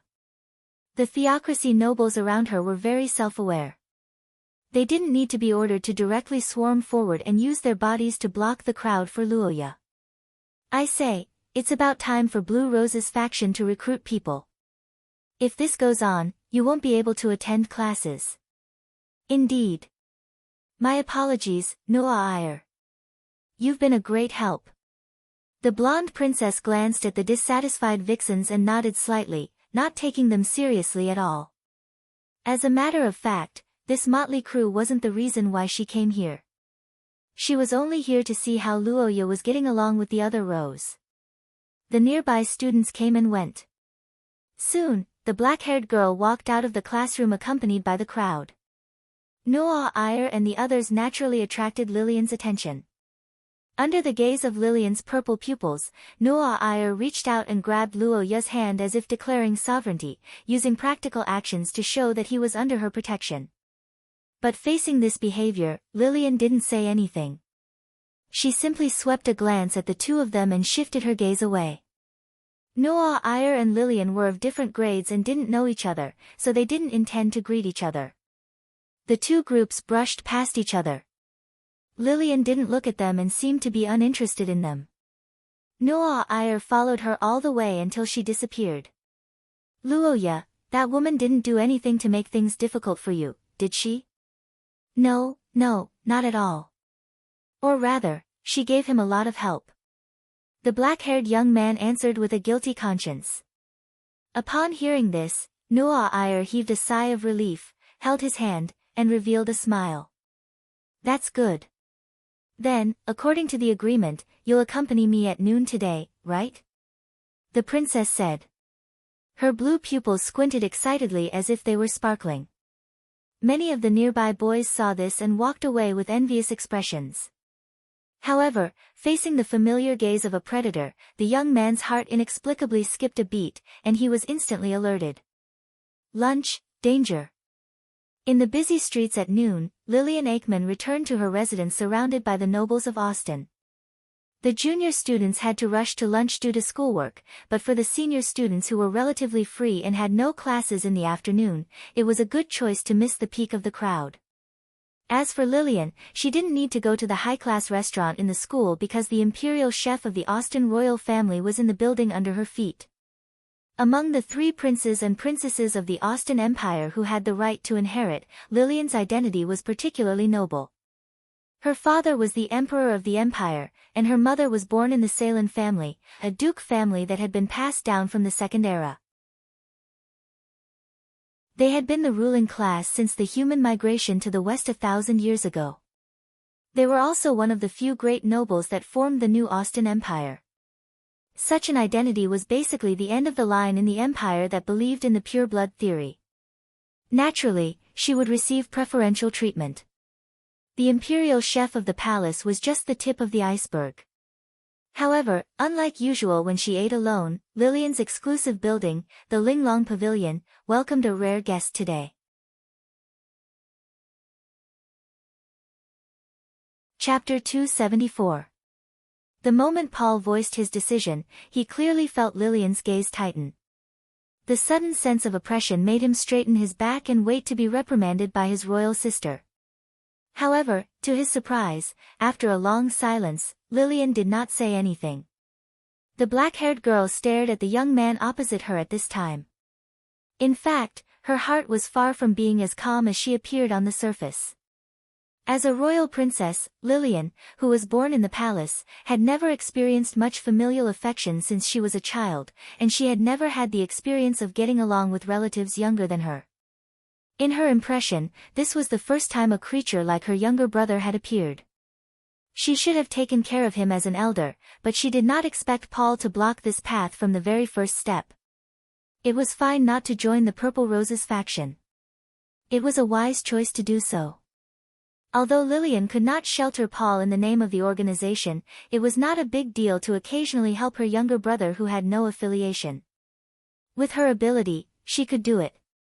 But once Paul joined another faction, the nature of this matter would be different.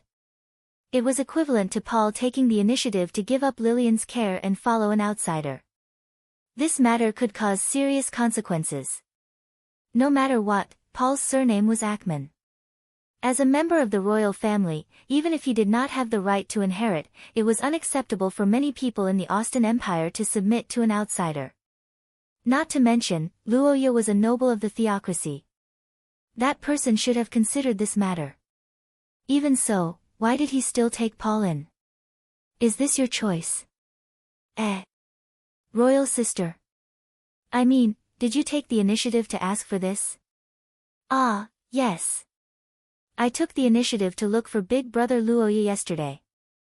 We haven't seen each other since that incident at the beginning of the semester. I didn't expect him to really agree to take me in. Looking at the touched smile on Paul's face, Lillian frowned slightly. She could not understand Luoya's behavior more and more. But the girl hesitated for a moment and did not say anything because she knew that she could not change Paul's decision now. If you've really decided to do this, it means that you're ready. Let's not talk about unaffiliated free people for the time being. Among other people's factions, even my security department can't provide you with any help. If this is a trap, you'll have to fight alone, and you'll definitely arouse the strong disgust of some of the nobles in the country. Father might have some ideas, and your environment might be even worse. The black-haired girl calmly talked about the difficulties that Paul might encounter in the future. Hearing this, Paul's face stiffened for a moment. He recalled what Luoya said when she showed him the cyan ring last night. After a moment of silence, he nodded. I believe in Big Brother Luoya. Compared to the goodwill of those fake nobles, I want friends who treat me with sincerity. His Majesty may hate me because of this, but I'm just an illegitimate child who doesn't have the right to inherit. I'm not interested in the throne either. Compared to that, I want a beautiful school life and work hard to become stronger to get closer to the goal in my heart. Paul clenched his fists as the image of the black-haired, golden-eyed young man emerged in his mind. Looking at him, Lillian couldn't help but widen her eyes slightly. Is that so? Lillian let out an undetectable sigh. She gazed at the young man and was filled with emotions. She also confirmed the fact that Paul was an anomaly in the cold-blooded Ackman family. Unlike his elder brothers who were passionate about pursuing power and status, even though Paul came from a humble background, he gave Lillian the feeling that he was living seriously. That was a more positive, free-flowing youth, and the pursuit of truth. It was a pure feeling without the smoke of conspiracy and the stench of rotten interests. It was also a way of life that Lillian envied. But it was a pity that Paul didn't choose to get close to Lillian. Otherwise, the girl felt that they might have been able to maintain a good relationship. Since you've made up your mind, I won't keep you any longer. But after all, we're relatives who have origin-substance resonance. If there's any critical situation, as a last resort, you can still look for me. Origin-substance resonance. Ah. I understand. Thank you for your kindness, royal sister. Although Paul was puzzled by the so-called origin-substance resonance, he still understood what Lillian was trying to say. The young man who received the promise hurriedly thanked her. The black-haired girl glanced at Paul and didn't find it strange. After all, Paul had just reached source rank level 5 not long ago. It hadn't been long since he obtained the origin substance, so it was normal that he didn't understand origin substance resonance. After thanking her, Paul, who had finished explaining everything, felt much more relaxed. After finishing his dessert, he bid farewell and left. Walking out of the exquisite and elegant Linglong Pavilion, the young man was filled with emotions. Although royal sister Lillian doesn't like to talk and doesn't have much of an expression, she seems to be a good person. If only she could have a better relationship with big brother Luoya. Paul sighed at the huge difference between the two of them. At the same time, a question arose in his mind. What exactly is origin substance resonance? There should be a feeling of resonance no matter how you think about it. My origin substance is fine every day. When did it ever resonate? Paul frowned in confusion. After thinking for a while, he realized that he had touched on a blind spot in his knowledge. He could only shake his head helplessly and throw this matter to the back of his mind. Forget it.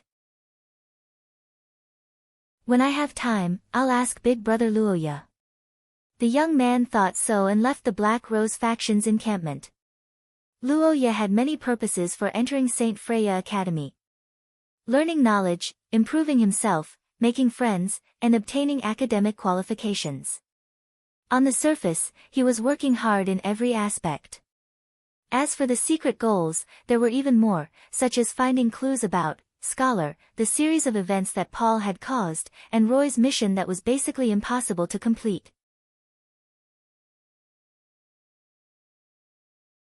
Chapter 275. In the entire kingdom of scholars, from old men in their 80s to children as young as 8 years old, everyone knew that the students of St. Freya Academy were either rich or respectable. After graduation, they would have a bright future ahead of them.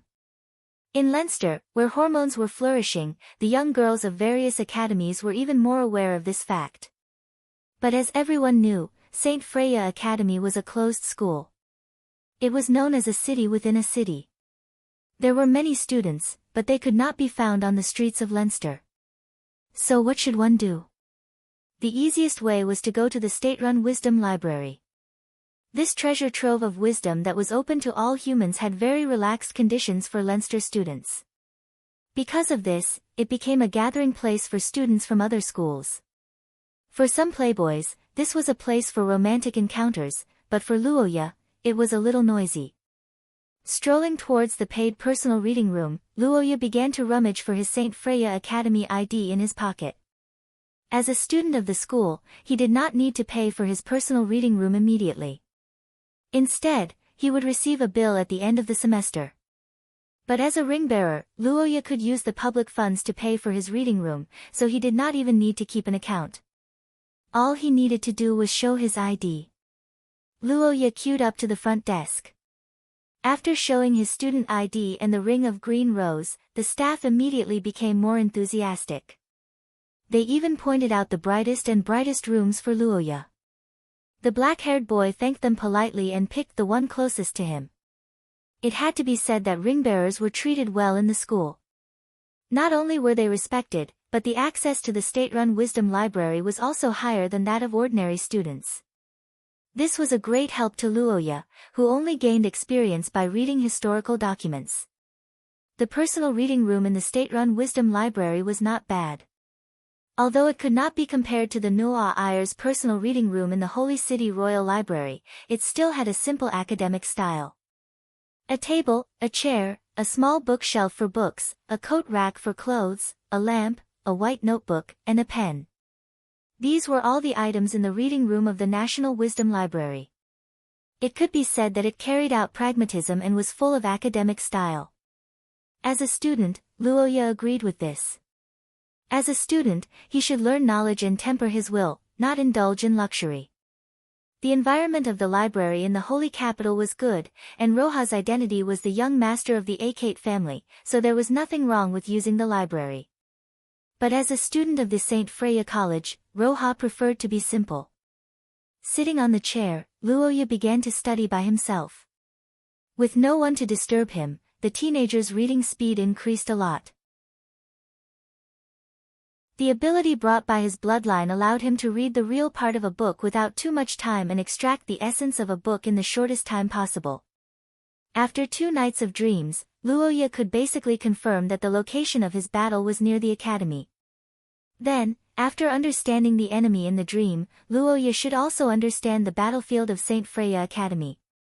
As a new student, Luoya was not familiar with the various facilities of the academy. If he was surrounded by enemies and did not even know how to escape, this was undoubtedly very disadvantageous. Luoya had to attend classes every day and did not have much time to walk around the academy, so looking for the academy's architectural design here seemed to be a good choice. Thinking of this, Luoya went to the library area, but not long after, he looked at the rows of bookshelves and felt troubled. The academy's architectural design, this kind of thing is usually not open to the public. Where can I find it? The latest version of St. Freya Academy's map is located in the library area 3, on the 12th bookshelf, requires a certain level of authority to borrow it. Is that so? Thank. Hearing the answer, Luoya turned around and thanked him, but there was no one behind him. This overly strange situation made the youth widen his eyes and look around, but there was only a forest of bookshelves nearby, and the surroundings were also silent. Where's the person? There was a female voice just now. Good afternoon, Your Excellency, are you looking for me? Behind the strange Luoya, the voice came again. Hearing this, the youth suddenly raised his head, only to find that the source of the voice was a shimmering crystal ball. What the hell is this? You are. Respected ring-bearer, artificial elf Margaret is at your service. Artificial elf? What is that? Luoya widened his eyes and looked at the light above his head, puzzled. One must know that as a history enthusiast, Luoya was not an ignorant youth that could be found everywhere. After so many years of reading, he could be said to be knowledgeable, but even he had never heard of artificial elves. Shia's elves had many legends, such as the origin of the soul, the first life form, and a mess of titles in the academic world, but without exception, they were all high and mighty, unknown to humans. The origin of the elves was not even known, and artificial creation was simply impossible. Besides, even if it was really created, it would be a big news that would shock the entire human world. How could Luoya not know? Moreover, he had never seen such a thing appear in Recorder's Eye. It's impossible to artificially create elves, at least not now. What exactly are you? The overly unexpected situation made Luoya vigilant, narrowing his eyes and staring at the crystal ball above him as he questioned. Margaret was silent. The crystal ball shone, and the surroundings were silent. Under Luoya's sharp gaze, after a long time, the artificial elf finally gave another explanation. Sorry, your authority has not reached the level of unlocking, please understand.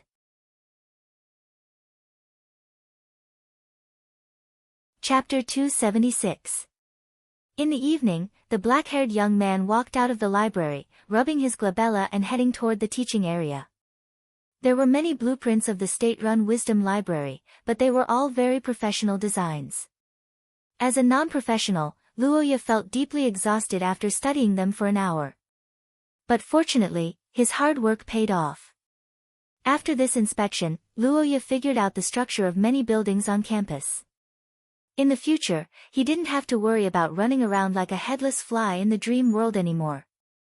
And after completing a part of the mission, it was time for him to face his strict teacher again. As usual, Luoya walked carefully in the cloak and gave the same command that left him speechless. He pushed open the door to classroom 14 of the first teaching area and gazed at the young lady standing on the podium. His heart couldn't help but skip a beat. She's wearing a purple dress today. At this thought, Luoya gazed at the young lady in the classic purple dress. His eyes couldn't help but follow the beautiful curves of Lillian's body. Today, the young lady was still dressed conservatively without revealing her lower body. Compared to before, her waist and chest remained the same, but more of her shoulders were exposed. Around her fair, slender neck was a small bow knot tied with a purple ribbon, making her appear elegant and quiet. Got to say, purple really suited Lillian. On one hand, it matched the young lady's pupils, and on the other hand, it matched her temperament. Mysterious, intelligent, and an ice-cold beauty whose thoughts couldn't be guessed. This was the impression that Lillian gave to him. But for some reason, Luoya felt like this beautiful senior was colder toward him today. After pondering for a while, Luoya guessed the reason and didn't say much. He sat down obediently and listened to the lesson. Looking at his behavior, Lillian didn't say anything and immediately started tutoring him. No matter what her attitude was, no matter if she was in a negative mood or not, there was no problem with Lillian's tutoring. Her tutoring was as precise and elegant as her swordsmanship. The most frightening thing was that she would always answer every question before Luoya even asked a question. In fact, she would even answer the question 1 second before Luoya asked a question. This made Luoya suspect that she had some sort of mind-reading ability. But it turned out that Luoya was overthinking things because Lillian's explanations were comprehensive. She wouldn't stop just because Luoya had mastered the part. The young man was helpless about this. But in the process of one-on-one tutoring, Luoya didn't dare to slack off in front of his senior no matter what. At the end of the day, this tutoring class was a free meal, and he had even used Chris's favor. If he didn't take it seriously, it would be impolite. Luoya was conscientious and meticulous in class. Perhaps Lillian was satisfied with his attitude, so halfway through the class, the two of them started practicing combat. Luoya couldn't learn how to control spell power, but it was different for spell power compression. It was first born out of the energy school and mainly pursued the use of spell power. As for putting it into practice, it was fencing. Of course, this fencing wasn't really fencing. Both sides weren't using real swords. Instead, they were using spell power compressed by their own spell power. To put it bluntly, it was Luoya's hemp rope. The rules of the competition were simple. Both sides slashed at each other, and whichever side's sword broke would be the loser. Then, a scene similar to the first lesson would take place. Crack! With a soft sound, Luoya's hemp rope was cut in half in the collision. The young man looked at the broken spell power in his hand and sighed before reforming it. Meanwhile, Lillian guided him calmly from the side.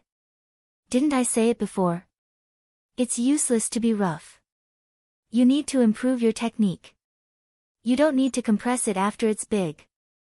Instead, you need to change it from the start.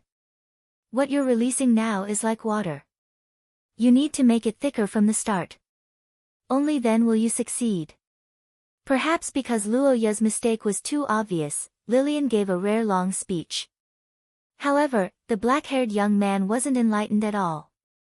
Instead, he had a strange expression on his face, especially when he saw the two of them in their current positions. Spell power fencing was basically done with one's hands. It felt a bit like fighting with chopsticks.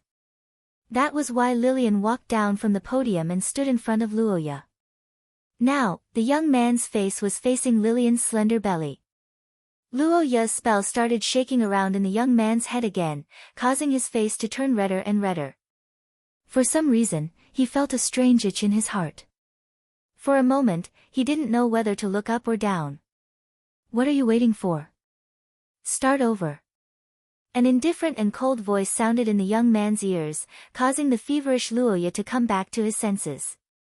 The young man looked up at Lillian and realized that his senior sister was waiting for him with a glow in her hand. No, I have to get my mindset right. What does her belly have to do with me? Clenching his teeth, Luoya began practicing again. With Lillian's guidance, Luoya's stick finally improved. After more than 10 times, Luoya finally withstood a blow. Looking at the red stick that withstood the blow, Luoya instantly became spirited. Senior sister. Mine. Crack. But unfortunately, before Luoya could raise his head to express his joy, Lillian swept her sword across and broke his waist.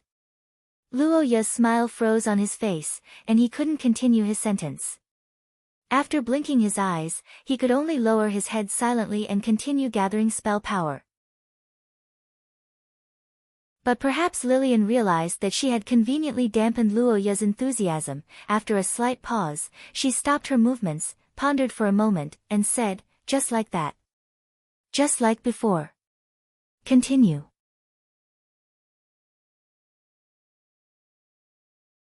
Chapter 277. In classroom 14 of the first district, Luoya maintained a calm expression and breathed a sigh of relief. On the other side, Lillian Archman was also a little relieved. The black-haired girl put the teaching utensils back in place, then tidied up her clothes and prepared to go out. However, before Luoya said goodbye to her, Lillian suddenly stopped as if she remembered something. "Huh? What's wrong?" The black-haired boy saw Her Royal Highness Empress, who stopped and turned around. He was worried again, fearing that the girl with great power would go back on her words. However, what he didn't expect was that Lillian didn't come to take back her decision about Paul. Instead, she came to deliver something. "This is for you." "Hey." The black-haired girl walked quickly to Luoya. Suddenly, she took something out of her pocket and put it on the table. Luoya looked at the table strangely. The next moment, his eyes widened and he fell into a daze. Under the illumination of the light, a pink furry and cute rabbit plushie was lying quietly on the table. Its eyes were made of small rubies, its body was made of high-quality fabric, and its ears were stuffed with something that made them look plump and elastic. "Senior, this is Curse Vessel Communicator. I'll lend it to you temporarily." "Hey." The black-haired girl looked at Luoya's eyes and explained in a flat tone, "It's suspicious if you go out at night. I will tell you through this during the tutoring time in the future. You should know how to use it, right?" "Ugh, I know, but..." The black-haired boy picked up the rabbit doll on the table sluggishly. His head had not recovered until now. Curse Vessel Communicator was a common means of communication within St. Freya Academy. It was sold in pairs. Generally speaking, as long as both parties with the communicator were near the central campus, then the words written by one party using the paper in the communicator would also appear on the paper of the other party. This small curse vessel, which was convenient to use in a certain area, was very popular in the academy. Luoya naturally heard about it. It was not surprising that Lillian used this to contact him, but why this shape? A pink fluffy doll was nothing for ordinary girls, but Lillian. "Is this your inner style?" Luoya looked up at the cold beauty in front of him, then looked down at the communicator with the girlish heart. His cheeks twitched for a moment. Lillian seemed to find something wrong with Luoya, and her voice suddenly became indifferent. "Is there a problem?" The cold whisper came into his ears. Luoya couldn't help but shiver. He knew that his performance was too obvious and irritating Lillian. At the critical moment, the boy picked up the rabbit doll on the table. When he looked up again, his eyes were shining. When he raised his head again. What a beautiful communicator. This logo is the coffee shop opened by the reclusive curse object master on the commercial street. In other words, this is the super rare limited edition doll curse vessel that can only be obtained by the first guest who enters the door on the day the curse vessel is completed every year. It's amazing. "Senior, how did you get it?" Luoya recalled the girl's anecdote that Xia Luo popularized. He rubbed the fluffy doll and asked with a smile. Hearing Luoya's words, Lillian blinked with some surprise. She didn't expect the boy to know so much. The atmosphere around her relaxed a lot, and the girl thought for a while and replied. "It's not difficult. As long as you figure out the date of her purchase in advance, then observe her daily free time and do some calculations, you can roughly lock the time range of the curse vessel's completion within a few days." "You actually calculated to this extent for this thing? How much do you like it?" Luoya complained wildly in his heart, and the smile on his face couldn't be maintained. He pinched the rabbit's elastic fluffy ears in his hand and hurriedly thanked her. "It's really beautiful. Thank you, Senior Lillian. I will keep it carefully." "Is it? That's good." the black-haired girl said calmly, then turned and left the classroom. Luoya looked at the closed door for a long time, then he looked at the fluffy doll in his hand. Suddenly, he felt that he understood Lillian better. The thing she likes is actually so girly. This is not even the content in the game. But thinking about it, Lillian's dressing actually has some girly elements, but she is too cold, so it can't be shown at all. Why do I feel that she's quite cute? Thinking of Lillian calmly using the rabbit doll communicator, Luoya felt that the picture was inexplicably cute. It made his stereotypical impression of Lillian fade a lot. There was just a problem. This thing, do I have to carry it with me every day in the future?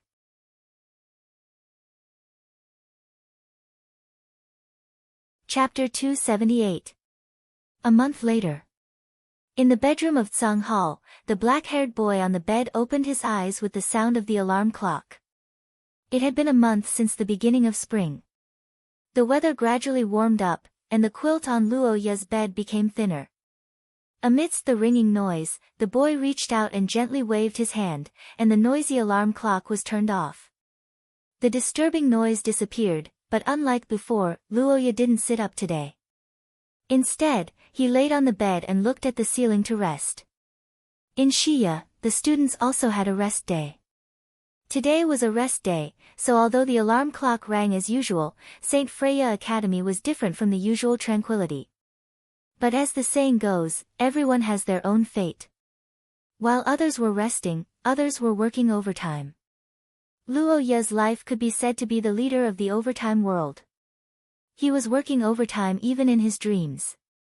Sighing softly, Luoya raised his hand and looked at the black rose ring that was still flickering with a faint fluorescent light. His face showed a gratified smile of an old father looking at his child. It's good to grow up again, but it's really tiring. The black-haired boy recalled the situation in the dream and sighed. In the past month, because of the busy work, Luoya wore the black rose ring and only slept 7 or 8 times. Every time, he fought with the priority of safety. Basically, he carried out a one-on-one kill on the black-armored soldiers. After many battles, Luoya found that the only ones who had the ability to unify the campus at night were the black-clothed clergy. Since Luoya appeared, every time they went out, they would bring more than 5 guards with them. And when they weren't there, the black-armored soldiers would gradually disperse over time. Holding his forehead and sighing, Luoya felt a headache because of the current chaotic situation. The only thing he could pray for was that he could quickly unlock the Black Rose ring and obtain the second authority, and get some clues from Margaret. During this month, Luoya could be said to be extremely busy. Most of his thoughts were occupied by the faction and the consultation department. Fortunately, everything went smoothly. After Paul's hard work, Luoya's Rose faction had reached the scale of dozens of people in a month. Although the number of Noa Ir members was not much compared to Xia Lot, and most of them were still in the experimental stage, it was still a faction that was progressing rapidly from scratch. Today, the members of Luoya's faction were mainly local students of the country of scholars and the children of aristocrats of small countries other than several major countries. They were all well behaved after preliminary observation. After Luoya delegated power to the original protagonist group, Paul also successfully found one of them. Jarek Stevenson, gray hair, blue eyes, short height, relatively thin, and handsome face. He was the son of the Marquis of Pender, the Country of Knights, and Paul's roommate. In the original, Recorder's Eye, he was the good brother of the protagonist Paul and a character who would be of great help to Paul in the future. The Stevenson family was a great aristocrat of Pender, the Country of Knights. It had a history of hundreds of years. Many of the family's martyrs had participated in the war against the aliens. It could be said that they had many famous generals. They belonged to a military family similar to Luoya's Akate family. Of course, in terms of size and influence, the Church of Saint Maester was far superior to Pender. The Akate family's status as one of the 5 major aristocratic families was also far stronger than the Stevenson family. Therefore, although they were both sons of marquises, strictly speaking, Jarek's status was far inferior to Luoya. Even so, he was still a famous aristocrat. So the question was, why did such a famous family's son, who normally lived in a single room, become Paul's roommate? The answer to this question puzzled Paul for a while until Jarek came to see Luoya. In order to show his sincerity, he told him everything. To put it simply, this young master sneaked out because the Stevenson family did not support him to come to St. Freya Academy. Yes, this was the reason why Jarek sneaked out. In fact, in the current student file, Jarek was also using a fake identity. He was using the fake identity of Pender.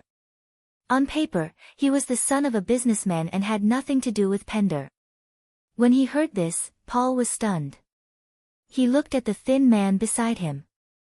No matter what, he did not expect that the person who shared a room with him every day was the son of a marquis. At the same time, he was very puzzled that the Stevenson family did not support him to come to St. Freya Academy.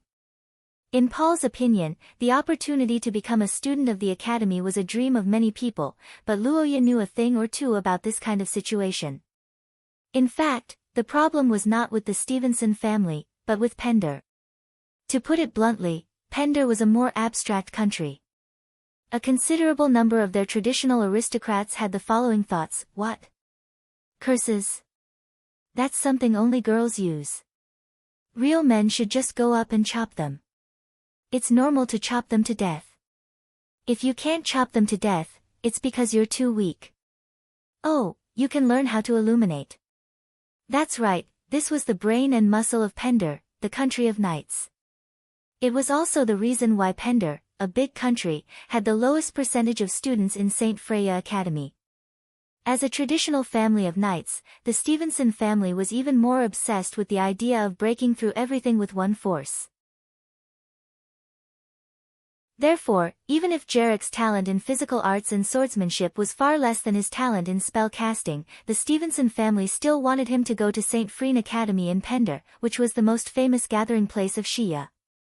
Jarek's situation was not an exception. In fact, there were many people like him in Pender.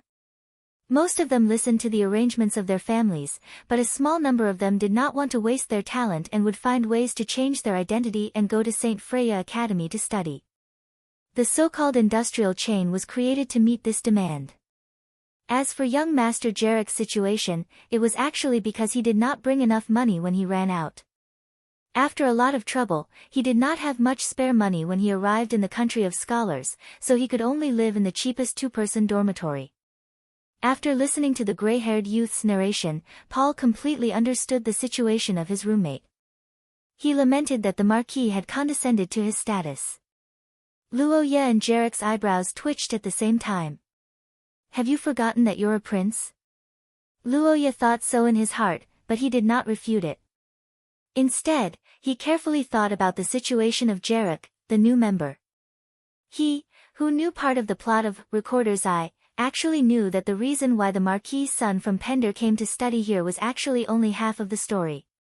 If he remembered correctly, the biggest reason why he chose St. Freya Academy instead of St. Freya Academy was to avoid his fiancée, a daughter of the Duke of Pender named Brittany. Unfortunately, his plan was destined to end in failure because Brittany was also a member of the protagonist group. If Luoya guessed correctly, she should already be on her way here. Brittany's arrival would cause a commotion, but in the end, she would choose to stay in St. Freya Academy and join the consultation department. In other words, Luoya basically obtained two capable people at once, and both of them were the sons of powerful nobles in Pender, the country of knights. After confirming that the faction cadres had a living allowance and lived in Sung Hall for free, Jarek officially applied to join. After Luoya approved, in order to frustrate his arrogance, he had a battle with him in the arena.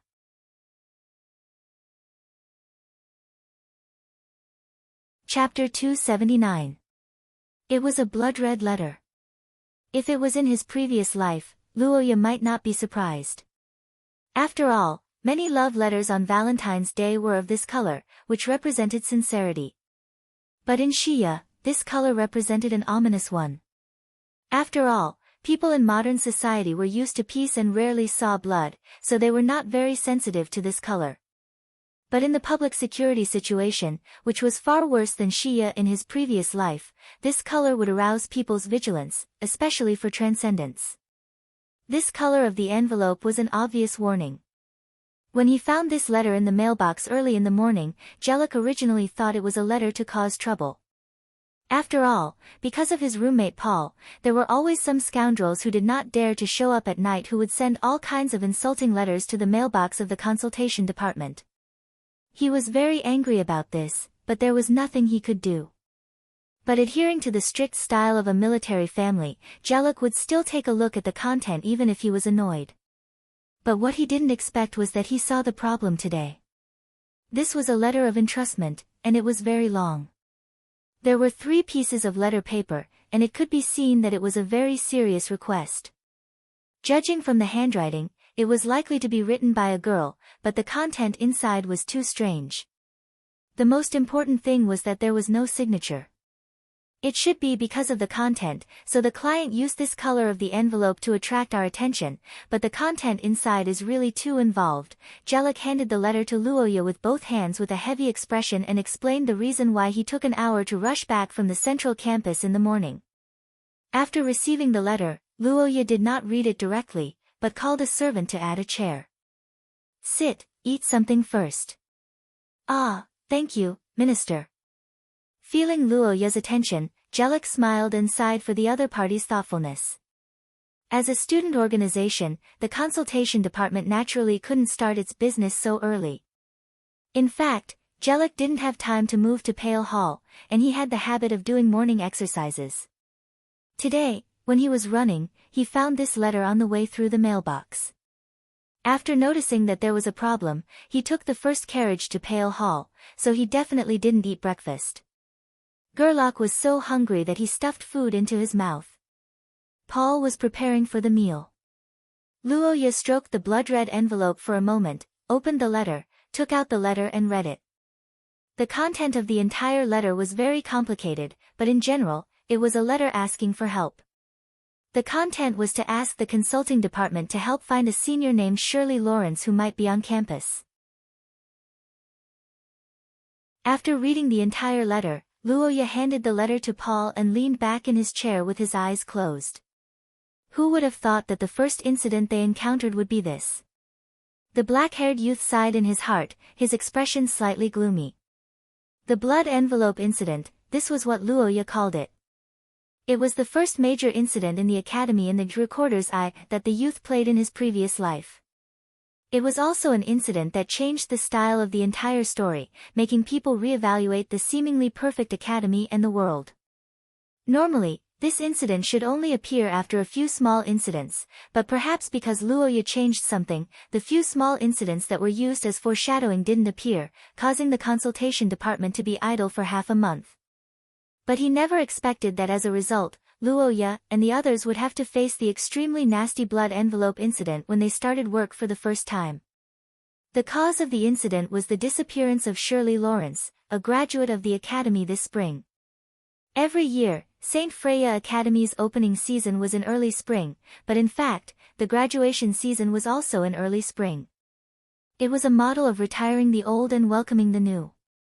As graduates, Shirley and the others had already graduated for 3 months, so naturally, they weren't counted as students. Shirley was born in a small country near the Austin Empire, the Laurent Kingdom. Her family wasn't nobles, but merchants. She was the second daughter in the family, and had an elder brother who inherited the family business, as well as a few younger sisters. Naturally, she didn't have the right to inherit the family business. For graduates of St. Freya Academy who had no family business to inherit, the best place to go was to find a job in Leinster. After all, compared to other places, Leinster not only had concentrated resources, but also had the highest recognition of St. Freya Academy's academic qualifications. As long as they could develop well here, they might even be happier than their brothers who ran the family business back home. As the second daughter of the family, Shirley naturally had the same thoughts after graduation, so she didn't go home immediately. Instead, she looked for a job in Leinster. But she didn't expect the unexpected. Shirley's elder brother and sisters were unfortunately caught in a flash flood when they were traveling, and they died while she was staying in Leinster. Her parents, in their grief, immediately wrote to Shirley to inform her of the incident and asked her to go home. Without a doubt, the Lawrence family, who only had one daughter and a family business, could only take in a son-in-law. Shirley went from being one of the many children to being the only child. Although it was a little heartless, from a personal point of view, Shirley's future life became better after this tragedy. However, something strange happened next. Shirley's parents didn't receive their daughter's return in a hurry. Instead, they received a reply letter. The content of the letter was that Shirley had found a job in Leinster, met a boyfriend, and wanted to start a new life. She thanked her parents in the letter and said that she didn't want to go home for the time being. At first, Shirley's parents thought that the letter was sent by their daughter before she learned of her elder brother's death, so they didn't pay much attention to it. But as time passed, Shirley didn't return. The Lawrence couple, who only had one child at home, thought that their daughter couldn't bear to part with her boyfriend, so they traveled a long distance to Leinster to pick her up, only to find that their daughter had already gone missing. More importantly, according to the receipt records of the Leinster post office, Shirley had actually received a letter from her parents. In other words, she already knew that her other children had died. The letter sent back to her hometown was sent a few days after she received it. It wasn't handled personally but sent from a public mailbox to the post office. Then, here came the question. Would a person who knew that all her siblings had died in an accident happily write that she had a new boyfriend and didn't want to go home? Would she give up her right to inherit her family's fortune for a new job? Obviously, this was impossible. Therefore, the Lawrence couple thought that their daughter had been kidnapped and immediately chose to report the case. However, Shirley stayed alone after graduation and didn't have any social connections. The Leinster police didn't find any clues after a round of investigation, so the matter was left unsettled. Although the police gave up, the Lawrence couple didn't. After a round of investigation, they received news that someone had seen Shirley near St. Freya Academy during the few days she went missing. Therefore, they approached the academy, hoping to help with the investigation. However, the relevant personnel of St. Freya Academy were not interested in this matter. After all, Shirley had already graduated. Strictly speaking, she was an off-campus employee. Furthermore, there was no evidence that she had once appeared on campus. In the eyes of the school, this matter was simply caused by the Lawrence couple, who couldn't find their daughter. After a symbolic notice, they sent them away. The Lawrence family was only a business family in a small country. Naturally, they couldn't put pressure on a colossus like St. Freya Academy. However, what they didn't know was that a third-year student who had been taken care of by Shirley had started an investigation after learning about this matter. This was also the origin of this letter. The content of this letter is really complicated. At the dining table, Paul frowned after reading the letter. He could clearly feel that this request was different from the rest. Usually, the requests that the consulting department received were at most about the difficulties that the students encountered in their lives. However, the content of this request was far from trivial. It actually involved a missing person case, and even carried a hint of danger. If this letter was true, then accepting this request was equivalent to the consulting department participating in the investigation of Shirley's missing person case. Once they found clues, it was likely to involve a crime, and the impact would be huge. This was also why Jellic had hurriedly come to Luoya after reading the letter. However, if they didn't accept this request, once Shirley was really still on campus and something happened to her, Paul and the others would inevitably blame themselves.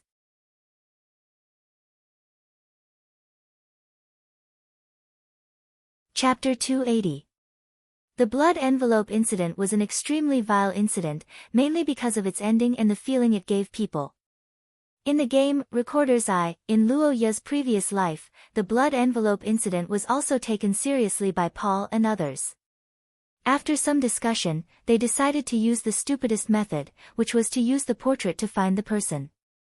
However, this person was not a student, but a coachman in the transportation network of St. Freya Academy. Compared with students who attended classes every day, coachmen were more likely to see people outside the school.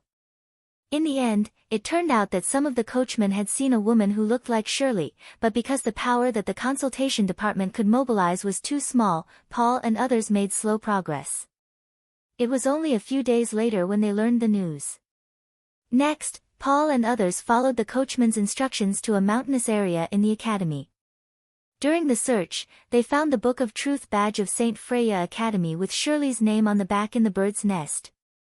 After finding this thing, everyone realized that something might have happened to Shirley, so after some hesitation, Paul went to see Lillian. A lost school badge was obviously insufficient as evidence that the owner was kidnapped. Paul could not use it as a reason to persuade the academy to take measures, but Lillian's security department was an exception. The special operations team of the security department was actually Lillian's personal guard.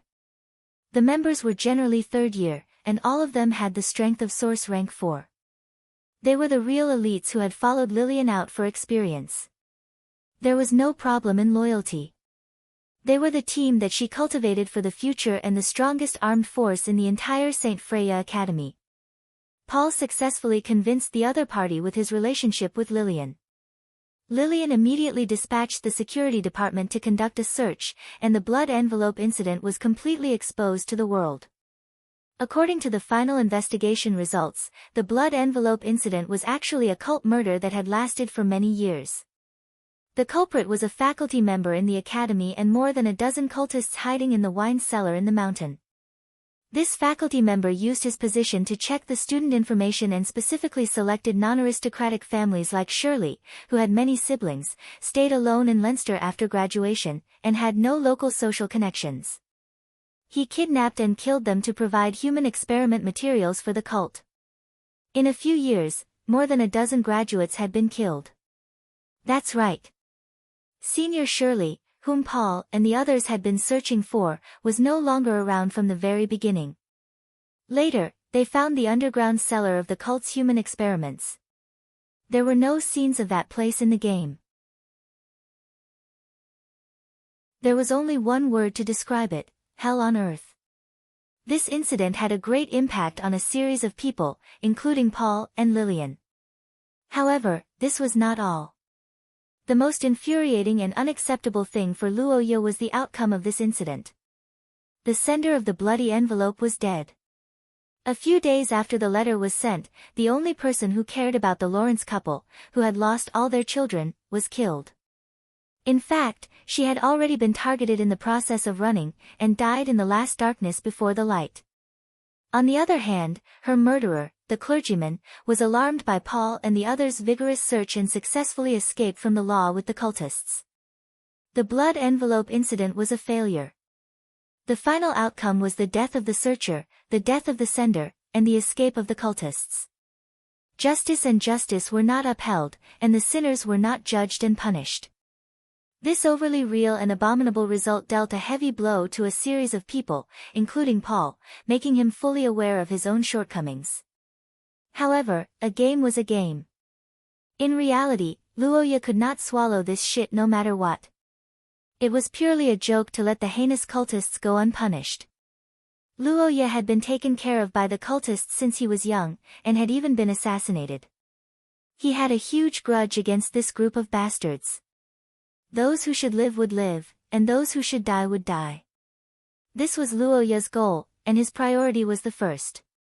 Save people first, then kill people. So after receiving the bloody envelope, Luoya, who decided to accept the commission, did not take the path of the original work. Instead, he immediately began to look for the sender of the bloody envelope, hoping to save the only person who still had hope in this incident. However, there was a big problem in this matter. Luoya did not know the identity of the sender. It was not that Luoya's memory was bad, but in the recorder's eye, this paragraph was a narration describing the outcome of the incident that Paul heard. The name and appearance of the sender did not appear in it. The picture was Paul's memory. It was the beginning of the incident, and it was also the last bloody envelope of the sender's life. The lack of this information made Luoya's progress very difficult. The main reason was that the letter appeared late at night. It was basically certain that no one in the consultation department had seen the sender, and it was probably too late to find the possible witnesses. After understanding that there were no direct clues, Luoya also thought about whether Margaret of the School of Management would be monitored, but he shook his head when he thought of the building of the consultation department. The place where Margaret existed must have a crystal ball. This thing existed in all major teaching facilities, but there was no such thing in the consultation department building on the edge of the central campus. There was no such thing in the entire student group activity area nearby. After all, Margaret was responsible for managing the college facilities, not the students. It seemed that the only clue was this letter. If he couldn't find it, he could only launch a large-scale search. Luoya at the dining table thought so. He opened his eyes and studied it with the other two people. Can you roughly deduce the sender based on this letter? After hearing that Luoya wanted to find the sender, Paul had no doubts and decisively supported him. After all, the consultation department was now the front desk of the Blue Rose faction. If they were mobilized on a large scale because of a fictional matter, they would undoubtedly be treated as a joke. Therefore, it was natural to find the sender first to confirm the authenticity of the letter before acting. Regardless of the reason, the three people had the same goal. Under the observation of Luoya and others, the sender's identity was indeed revealed. This girl should be from Austin. Hey! Brother Luoya, how did you know? The sentence. In Paul's surprised gaze, the black-haired boy narrowed his golden eyes and pointed to a sentence in the letter.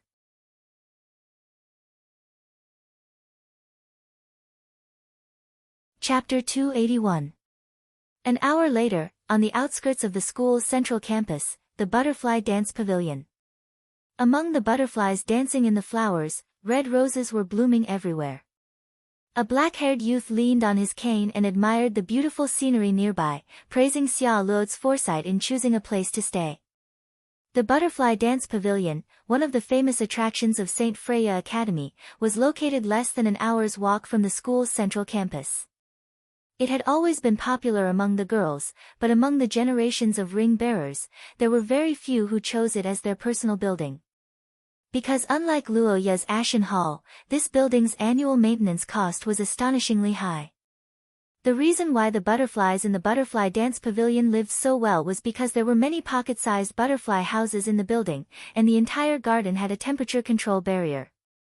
The maintenance cost of these facilities not only consumed the school's allocated funds, but also required the ring-bearers to fork out a large sum of money to maintain. One of the greatest benefits of the ring-bearers was having their own personal building and training ground, and they could use the school's funds for free. But this Butterfly Dance Pavilion not only did not save money, but also made people pay for it. This kind of situation was naturally unacceptable to most people, but Xia Luo was an exception. When she heard that this Butterfly Dance Pavilion actually had a DVD of the Austin Empire's Rumen Forest, Xia Luo decisively chose it as her personal building. The school's suggestions were all rejected, and the school could do nothing about this young lady's willful behavior. Who told her to give so much? So this building, which was originally not reserved, was allocated to the young lady of the school's biggest financial backer, the Sorofia family. The renovation process took a month, and the entire Wild Rose faction was broken up in this month. Until now, they had not moved yet, so it was quite secluded. Luoya smelled the fragrance nearby, and turned his head to observe the butterflies that were motionless on his shoulder. Behind him, the reddish-brown-haired girl held a blood-red envelope in her hand and carefully observed it. "Dear, is this the only letter?" Seeing that Xia Luo seemed to be in a difficult situation, Luoya turned around and asked. The reddish-brown-haired girl thought for a moment and nodded lightly. "Yep. Although I don't have a name or specific information, she used a spell, so the specific divination conditions are valid. However, the more vague the conditions are, the more vague the results will be. So, you need to be mentally prepared. It doesn't matter. Just give me a general range," Luoya said as she spread out the map of St. Freya Academy on the table. The reddish-brown-haired girl nodded and took out an Austin Empire gold coin and walked to the table. Using gold coins from the Austin Empire from hundreds of years ago can probably increase the accuracy.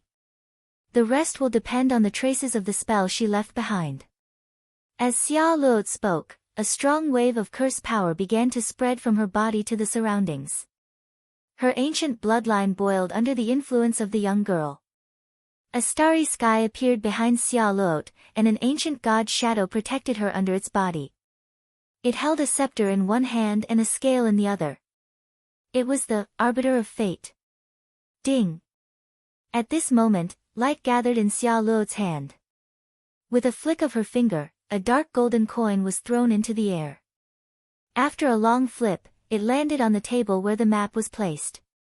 After bouncing for a long time, the coin was deducted, and the final result of the divination was revealed. This place is, the reddish-brown-haired girl's spell power slowly retracted, and the golden divine elephant also disappeared. Xia Luo walked to the side of the map and looked carefully. She found that the coin was located in a dormitory area near the central campus. This is the third dormitory area. The buildings are relatively new and close to the commercial street. It's a single-room dormitory, and the accommodation fee is more expensive than the first dormitory area. Generally, it's for the wealthier nobles, and most of them are girls. The black-haired boy recalled the map of the academy and the information he collected in the past month. He gently picked up the coin on the table and revealed several buildings in the southwest corner of the third dormitory area. His heart that had been hanging in the air finally relaxed a little. "Dear, is this okay? If it's in the dormitory, the flow of people." "No, it's enough." Because the third dormitory area was relatively high-end, the buildings only had 5 floors, and each floor had 2 residents. In other words, each building had only 10 people, and there were about 100 students in the southwest corner. Among these 100 students, it was impossible to find a girl who was born in the Austin Empire, who was good at the School of Transformation, and who was in contact with Senior Shirley. As for the specific investigation, it was actually a small problem, because Luoya was not alone now. The entire consultation department, as well as the Green Rose faction behind her, would take action. Save the sender and bring the villain to justice. This time, it must be. Luoya tapped her fingers on the table and made up her mind. In the evening, Luoya walked alone in the shadows of the dusk, looking at the road ahead silently.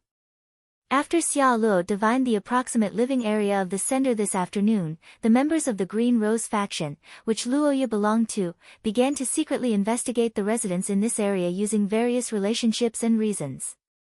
So far, half of the people had been investigated. Although there were no results for the time being, it was estimated that they would be able to lock onto the target tomorrow. According to the situation of the original work, the sender was killed by the teacher a few days after the letter was sent. In general, there was still enough time left for the consultation department, so Luoya was not too anxious. Instead, he was steady in his anxiety. After handing these matters over to Paul and the others, he did not intervene. He believed that Paul, as the protagonist of the original work, had the ability to handle it well. As for Luoya himself, he began to weave a web. Although the mastermind of the series of serial murders of graduates was the teacher, the purpose of the blood envelope incident was to provide the evil cult with human experiment materials. The real root of the evil was the cult. If he did not eradicate it, how could he face the students who were tragically murdered? At least, Luoya would never be satisfied.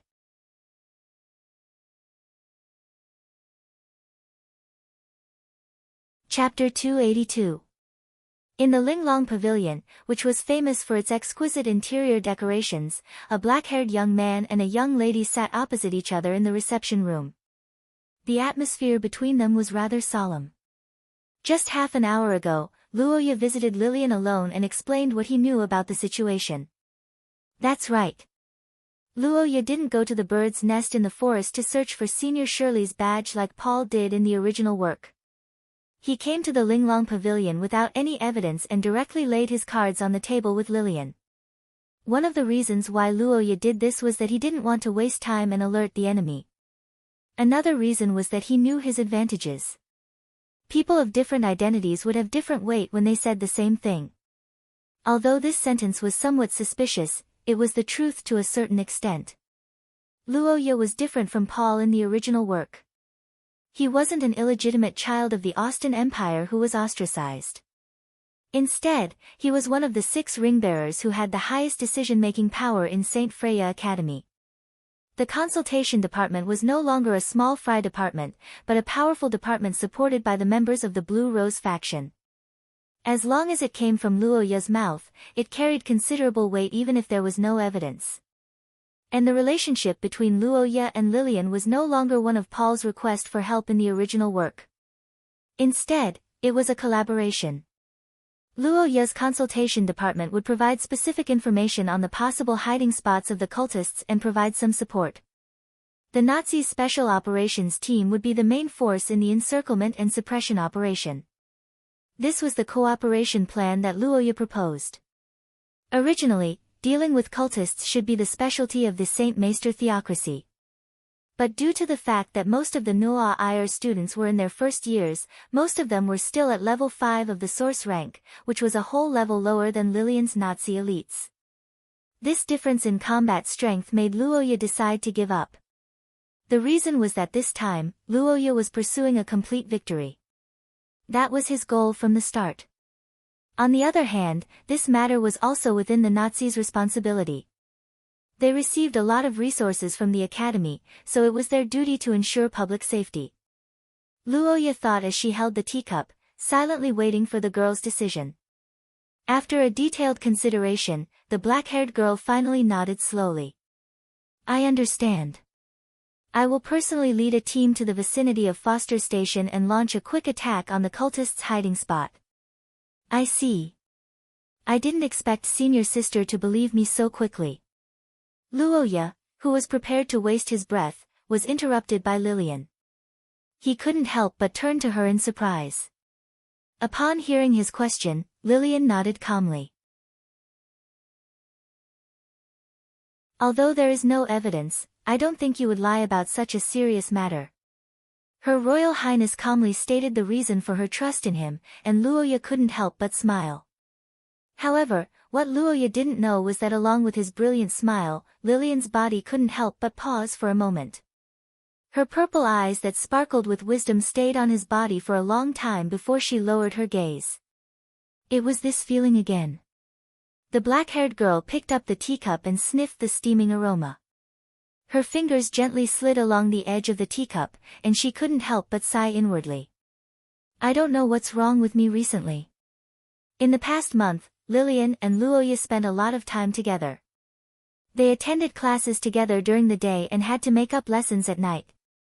Through this constant contact, especially the practice of the spell compression class, Lillian naturally had a certain degree of understanding of Luoya. He was serious in his studies, tenacious in the face of difficulties, and unwilling to admit defeat. However, his personality wasn't too strong and was more of a gentle type. But just like the murderous aura in the beginning, Lillian also discovered some peculiarities about this young man. For example, Luoya had a lot of troubles in his heart that didn't match his age. The so-called troubles in one's heart were the product of worry, fear, vexation, and other emotions piled up together. Its creation was inevitably accompanied by enormous pressure. In other words, Luoya lived in a high-pressure environment almost all year round. Before coming into contact with Luoya, Lillian couldn't imagine this at all because Luoya had almost no external reaction to this pressure. He was probably used to it. Perhaps the people around him and even Luoya himself didn't realize it. But in the process of interacting with his spells, Lillian inexplicably felt like she could read him. If Luoya was a book, then Lillian's tutoring was like accidentally flipping open the cover of the book. The interaction of spells was like reading time. Although it wasn't long every day, it constantly deepened Lillian's understanding of Luoya. More importantly, Lillian's state of mind gradually changed. Lillian had a strange emotion that she didn't know where it came from. It was a wonderful emotion mixed with heartache and pity. This emotion made the usually cold Lillian think of some inexplicable things when teaching Luoya. Was it too harsh to say that? Considering his enthusiasm, it was fine to go easy on him a little. Such thoughts that had never crossed Lillian's mind when she was tutoring Luoya in the past flashed through Lillian's mind. Lillian liked how Luoya would smile brightly whenever he improved or when he heard her ambiguous words of praise. She couldn't help but stare at Luoya for a while every time. Fortunately, Luoya was quite slow in this aspect and didn't pay attention to it. On the other hand, Lillian hated how disappointed he was. Every time she saw him, she would feel as if something was pressing down on her heart. She would subconsciously tone down some of her harsh words. This time, Luoya came to visit her alone. It wouldn't be an exaggeration to describe what he said as shocking. But even so, Lillian still believed him after analyzing the situation. It could be said that this was inseparable from the 1 month they spent together. You said before that the consultation department has identified 2 suspicious locations. In that case, my operation team will also be split into 2. We will each lead a team. That way, it will be safer. Lillian took a sip of tea as she sensed the subtle emotions in her heart. But to her surprise, Luoya actually hesitated after hearing her words. Then, he said something that Lillian couldn't help but frown slightly. "Senior sister, I have some other ideas about this." The black-haired young man thought for a while and told her his battle plan.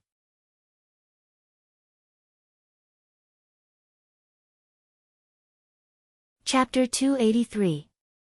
Murti Sani, a third-year girl. She wasn't tall, had a slightly thin figure, and had black hair and blue eyes. Her appearance was typical of the Austin Empire. St. Freya Academy was an academy where more than half of the nobles in Xia gathered. Although the Sani family had some assets, the identity of a viscount's daughter wasn't that noble. In addition, Murti's results in actual combat were mediocre. Therefore, even though she was a third-year Austin, she didn't join Lillian's Purple Rose faction. She met Shirley in a small musical instrument club. The 2 of them were juniors and had performed together at the Academy's anniversary last year. It could be confirmed that they had a deep friendship. After reading the entire report, the black-haired young man at the end of the long table crossed his arms and pondered. On both sides, Paul and Gerlach, who had heard Luoya's summary of the incident, also had heavy expressions, waiting for the next instructions. They had to admit that the current situation had completely exceeded their expectations of this strange department. Originally, Paul only wanted to set up an organization to help students in trouble, just like how Luoya had helped him.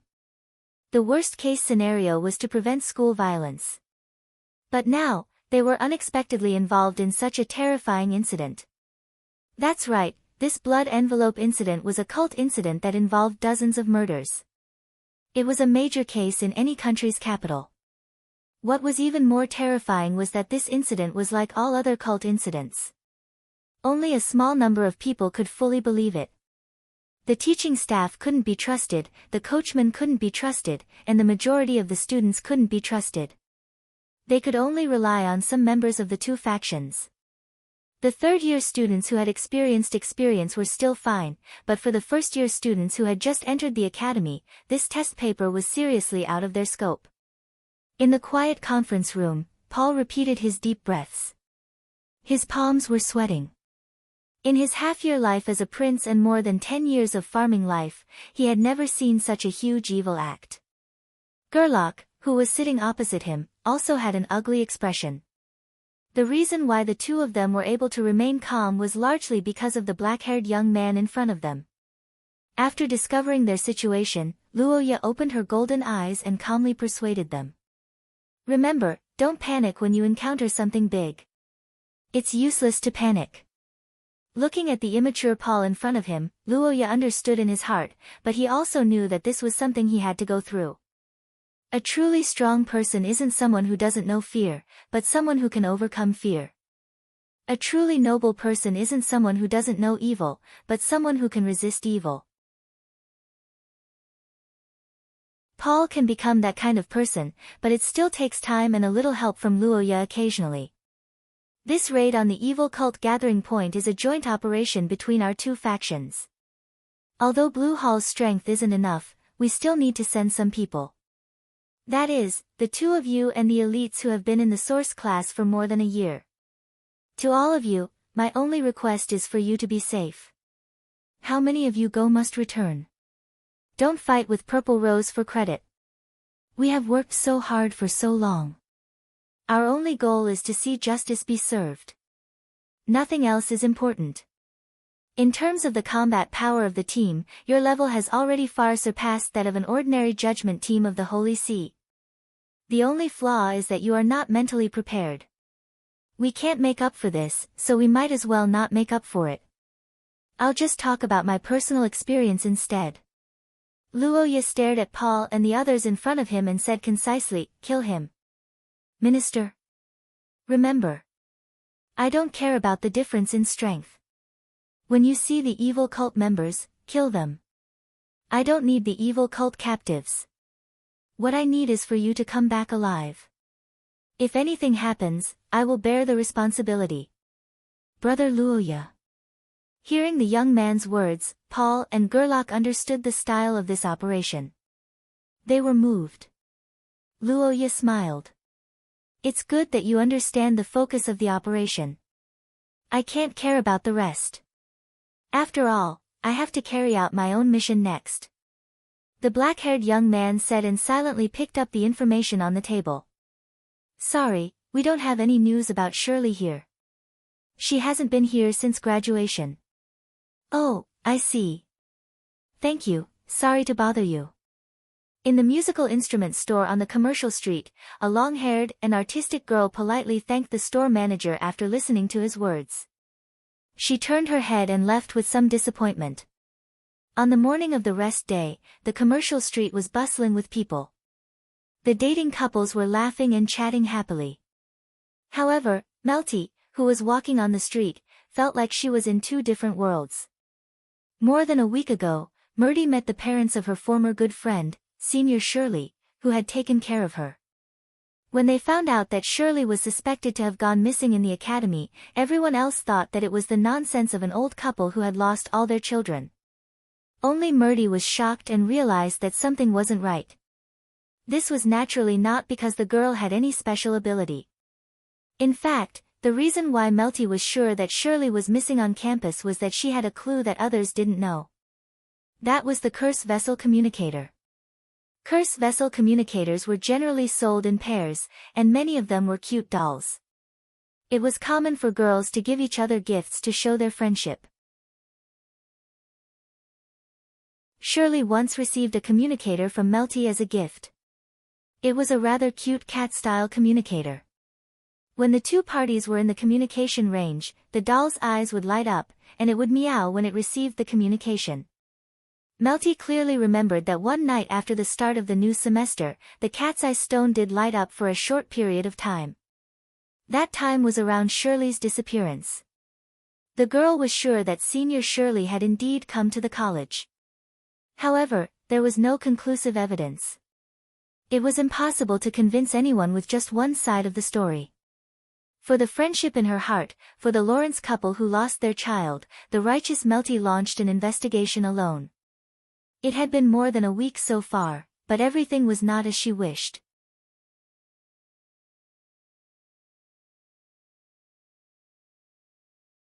Chapter 284. St. Freya Academy's monthly break was a total of 5 days. This was a great thing for Luoya because no matter how the students of the security department and the consultation department tried to hide it, their absence during classes couldn't be covered up. That's right. Lillian's special operations team, Paul, and the others had secretly hidden in the forest near Forster Station. Due to the distance and time constraints, they couldn't attend classes and carry out missions at the same time. Although the absence of a few people in a large class with hundreds of people wouldn't be noticed, the absence of teachers like Lillian and Luoya was still very obvious. Although Luoya felt that the possibility of there being cultists among the students was relatively low, he still couldn't completely rule out this possibility. Once the matter was exposed, this operation would become a wasted effort. The only reward was probably to protect the sender. Therefore, the best time to act was before the end of the holiday. According to Luoya's memories, the enemy did indeed make a move during this period. If he guessed correctly, it should be at the end of the holiday, right before everyone was busy preparing for classes. And the location of the crime was in this room. In the dormitory building, the black-haired young man calmly informed the black-haired girl in front of him of his investigation results. He didn't hide anything from her. Before this, he had considered telling her part of the truth to calm her emotions, but after thinking about it, he dismissed the idea. What Luoya needed the most now was for Melty to have a clear understanding of her situation. Only then could he prevent her from doing some impulsive actions that would give others an opportunity to take advantage of her. But inevitably, when she heard that Shirley was targeted by the cultists and that her fate was unknown, the girl couldn't help but cry uncontrollably. "I'm sorry, sir. I can't help it," Melty said as her tears fell uncontrollably. Luoya looked at the girl and didn't say anything. He knew that Melty needed to be released now. The grief of her good friend's calamity and the fear of being targeted by the cultists were too heavy for a young girl, but it was also something she couldn't escape from. But unlike in the game, Luoya was by her side now. "Miss Melty, I understand the pain and fear in your heart, but I have to tell you that you're not alone now. Your actions aren't meaningless." The black-haired youth looked at the crying girl and did not say anything to comfort her. Instead, he told her the truth in the most gentle tone. "Although I'm the only one here, there are hundreds of people who are supporting this operation and working hard behind the scenes, including our two teams who are about to clash head-on with the cult. I know your fear, but please trust us. Trust our determination to protect you and defend justice against evil." Senior Shirley's tragedy is heart-wrenching, but what you've done isn't in vain. Because of your kindness and integrity, we've learned of the numerous crimes that the enemy has hidden in the darkness. Countless people will be saved because of this, and the deceased will also be able to rest in peace. Miss Melty, you can be proud of yourself. At least, you didn't disappoint the name of St. Freya Academy's student. In this incident, you've done well enough. Under the youth's gentle praise, the girl finally burst into tears. The tiredness of the past few days also surged up. After a long time, Melty's crying gradually subsided. Only then did Luoya speak of his purpose, which was to wait here for the main culprit and protect her. Without a doubt, Luoya's purpose was risky. Melty could have refused, but after hearing that this was the only way to bring the main culprit to justice, the girl decisively agreed. After a conversation, the exhausted girl returned to her bedroom to rest. Listening to Melty's steady breathing next door, Luoya reached into his pocket and took out a delicate little lock. Macaron's hideout. The great curse maker, Macaron, created a hideout to escape the enemy's pursuit. When he closes the lock disguised as an accessory, no one can find him again. As for using it to observe the ladies taking a bath in his later years, that's another matter. Equipment effect. Inject curse power, close the lock, and the body will be locked in a small fault space. Restriction condition. No large-scale movement, no curse power fluctuation in the space. Price, 200,000 points. That's right, this was the first time Luoya bought the accessory-like lock at its original price since he owned the system. This was the reason why Luoya was confident that he could protect Melty without alerting the enemy. Macaron's hideout was a rare space curse item. It could form a small fault in the space within a few meters of Luoya, making him unable to observe from here. However, due to the instability of the space, once Luoya ran out of the range or used a curse, the space would crack and disappear. This property made Macaron's hideout difficult to use for a sneak attack because he must come out first if he wanted to attack. However, it was still very useful for sneak attacks, hiding, or in this special period. The young man sat down on the sofa in the living room, then reached out to his waist and buckled the lock. At the moment when the lock was closed, a strange fluctuation came from his waist. Everything in Luoya's vision seemed to be covered with a layer of gray color in an instant. From this moment on, Roha's influence on the real world was completely eliminated. For example, although he was sitting on the sofa in this space, there was no trace of him on the sofa in the real world, there wasn't even a dent in it.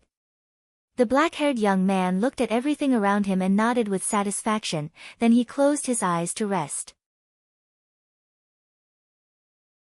Look at what you've done, Matthews. In a dark room, a stack of documents on the table under the candlelight was slammed down.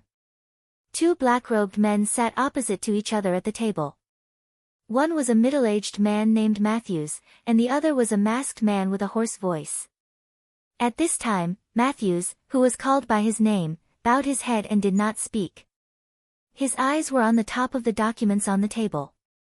There was a portrait of a third-year female student at St. Freya Academy. Seeing Melty's portrait, Matthews thought for a moment and said with some respect, "I have noticed her, Sir Apostle. All her actions are under my control. You don't need to worry." "Under your control?" "Oh, that's why I said that you people can't do anything big. This kind of person who finds a problem should be dealt with immediately as soon as there is a sign. She has been acting for a week, what are you waiting for?"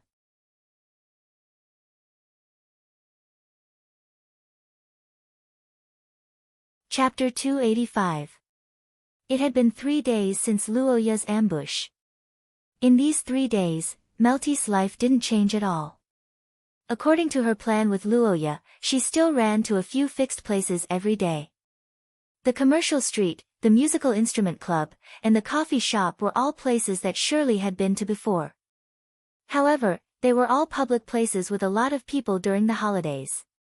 Every time before nightfall, the girl would return to the dormitory with the crowd. She couldn't be alone, but she couldn't do nothing either. She had to ensure her safety and numb the enemy. This was Luoya's request for Melty. But it had to be said that this was a lot of pressure for an untrained young girl. Walking on the commercial street, Melty felt uneasy. Ever since Luoya told her the truth, the girl felt that she was being watched by someone. Although she tried her best to ignore it, the sixth sense was very serious today. A sense of crisis that was far stronger than usual grew in the girl's heart. Melty almost subconsciously understood one thing. The cultists were about to make their move. The girl's face stiffened and her hands trembled slightly. Her friends noticed that something was wrong with Melty and asked her about it with concern. The girl was silent for a moment. Luoya's warning and her senior's face appeared in her mind. In the end, she resisted the fear and smirked, attributing it to the pain of her period. This explanation was reasonable and didn't arouse anyone's suspicion. Melty followed the crowd back to the dormitory and closed the door. Then, she walked to the living room and hugged the pillow on the sofa. "Master, are you there?" "I'm here." The voice echoed in the girl's ears. Melty held back her tears for a long time. The girl hugged the pillow to cover half of her face and apologized with a hoarse voice. "I'm sorry, Master." Melty was sobbing on the side, and in the dark space, the black-haired boy was sitting opposite her, looking at the frightened girl and sighing. "Hold on. I have a feeling that he will appear soon. This is the last moment." The gentle voice comforted the girl and made Melty nod slightly. After a long time, the girl wiped the tears on her face and finally forced herself to calm down. "Master Luoya, I'm sorry. I'm too timid." "No, you're already very brave." The black-haired boy looked at the strong girl and couldn't help but feel heartache. This tragedy really hurt too many people. Melty, who had persevered for so long, was almost at her limit. "It's time to end it." The boy held the cane thought and silently made a promise. "If I'm not wrong, there will be changes tonight. I swear to Shia, I will protect you. There shouldn't be a problem." In the forest in the southwest corner of the third dormitory area, a middle-aged man wearing a teacher's robe coldly stared at Murty's room. His hanging heart gradually calmed down. Although the apostle's strict orders made Matthews nervous, after a day of observation, Matthews didn't see anything wrong with Melty's actions.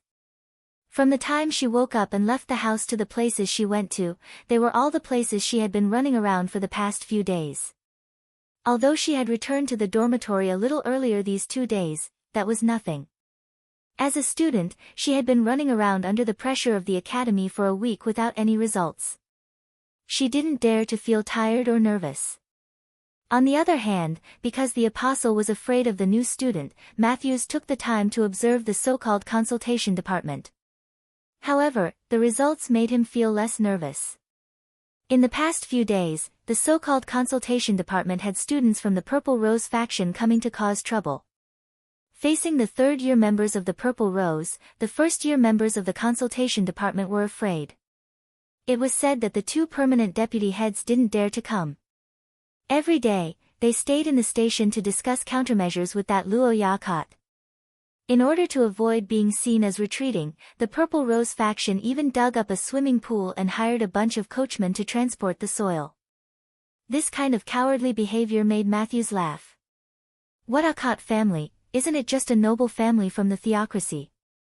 How oversensitive. After his observation, Matthews did not care about the apostles' reasons for urging him. In his opinion, the apostles were once bitten, twice shy. The Yakat family might have been a threat to them in the past, but that was all in the past.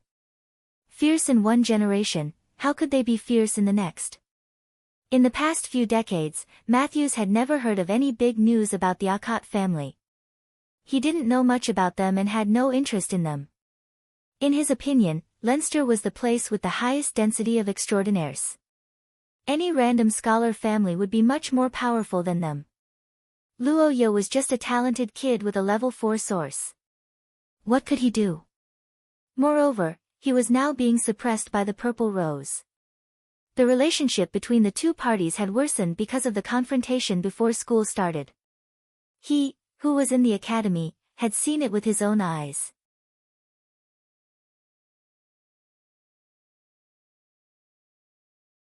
Chapter 286. After 3 days of not eating, drinking, or sleeping, Luo Ye successfully waited for the prey. At the same time, in the nearby forest, the black-haired girl opened her eyes at Paul's reminder. The twin stone was a magic or unique to Shia. It was generally born when two were joined together. After being cut apart, when one of them was injected with curse power and emitted light, the magic in the other or would also be stimulated.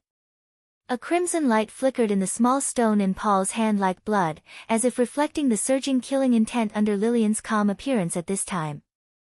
The girl stood up, and the nearby guards in the name of the security department immediately stood up together and quickly divided into two teams according to the previous plan. Let's go. It was a simple sentence, but it carried a weight that was completely different from usual. In the darkness of the night, the group split into two groups and rapidly approached their destination. At the same time, the hoarse cuz of crows rang out in the wine cellar. The butchers who were stained with human blood raised their heads and looked at each other. News from the bishop. There's a situation.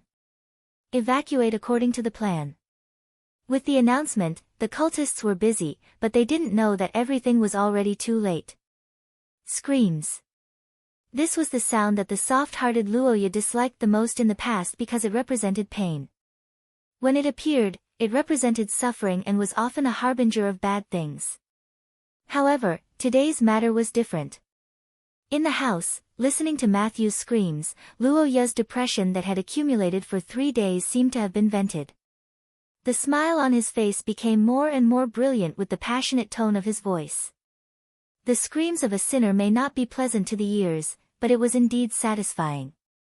The teenager who hated evil as if it were his enemy commented, while the person who screamed leaned against the wall with an ashen face. Fellow student, what are you trying to do? Attacking a teaching staff is a serious violation of the law and school rules. Matthews, who only had one arm left, roared angrily, eager to buy as much time as possible. Since Luo Ye appeared here, the situation was obvious. The first-year ringmaster and his department, whom Matthew had always looked down on, had seen Meldy's letter. Not only that, but they also carried out a secret investigation and even released a lot of smoke bombs. Luo Ye himself was waiting here. They had been exposed, so they had to retreat immediately. Matthew thought so in his heart, but on the surface, he looked like he was just passing by innocently. Secretly, he began to condense his curse power to control his injuries and prepare a killer move, waiting for the moment when Luo Ye hesitated. Matthews was certain that he had to severely injure Luoya before he could escape.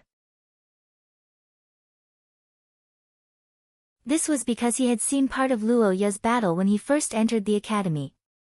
This was also the reason why he did not rush out of the room. Outside the dormitory was a forest with no mountains or rivers. Once they reached an open area, Luoya's Goulandere would be able to unleash its full potential. Matthew didn't want to race against the huge skeleton on flat ground. That was undoubtedly a dead end. I'm just a teacher on patrol. I came in to take a look after noticing a strange spell fluctuation in this room. That should be why you're hiding here. What are you trying to do? With this thought in mind, Matthew asked the young man in front of him in a righteous manner. Under his realistic acting skills, Luoya seemed to have really begun to hesitate. After a short silence, the black-haired young man's face flashed with surprise. He hurriedly asked, "You're a teaching staff of the academy. Do you have any evidence?" "I have a teaching staff ID in my pocket. I'm Matthew Scholar, the director of the Student Information Office." "You're Luoya, right? I know your mentor. I'll never let this matter go." "What? You're not a cultist who came to take Melty's life?" This is a misunderstanding." The identity of a teaching staff played a big role at this time. The black-haired young man seemed to be really stunned by Matthew's mixed words. He was stunned at first, then he waved his hand in a panic. He eagerly explained while injecting his curse power into the cane. "I heard that this student was targeted by a cruel cultist, so I came to wait for her. I didn't expect to alarm my own people. This is really an unfortunate accident. Teacher, let me treat you." The black-haired young man picked up the cane with an apologetic expression. His face was full of guilt and sincerity. Matthew looked at the young man and then looked at the cane in Luoya's hand. He could not help but be shocked. What a strong vitality aura. Although Shia's curses and treatment methods were many, most of them had their flaws. For example, the Vatican's curses would divide a large part of the curse power to purify the body, and the human manipulation system's flesh and blood manipulation could easily cause the body to grow crooked. Only the form of vitality replenishment was the safest and most reliable treatment. Such an advanced treatment method must be very effective. Matthew, who had lost his arm and was in unbearable pain, thought so. His eyes lit up, and at the same time, he could not help but sneer in his heart. After all, he's just a kid. An idiot with strength but no experience. He panicked after a little scare. You're tuning into the Blissful Bookshelf YouTube channel. We're so grateful for your support, and don't forget to subscribe to join us on this incredible journey through captivating stories. Your generosity through donations truly makes a world of difference, as it's the primary source of revenue that allows me to expand and enhance this channel for you. Thank you from the bottom of my heart for being a part of this adventure.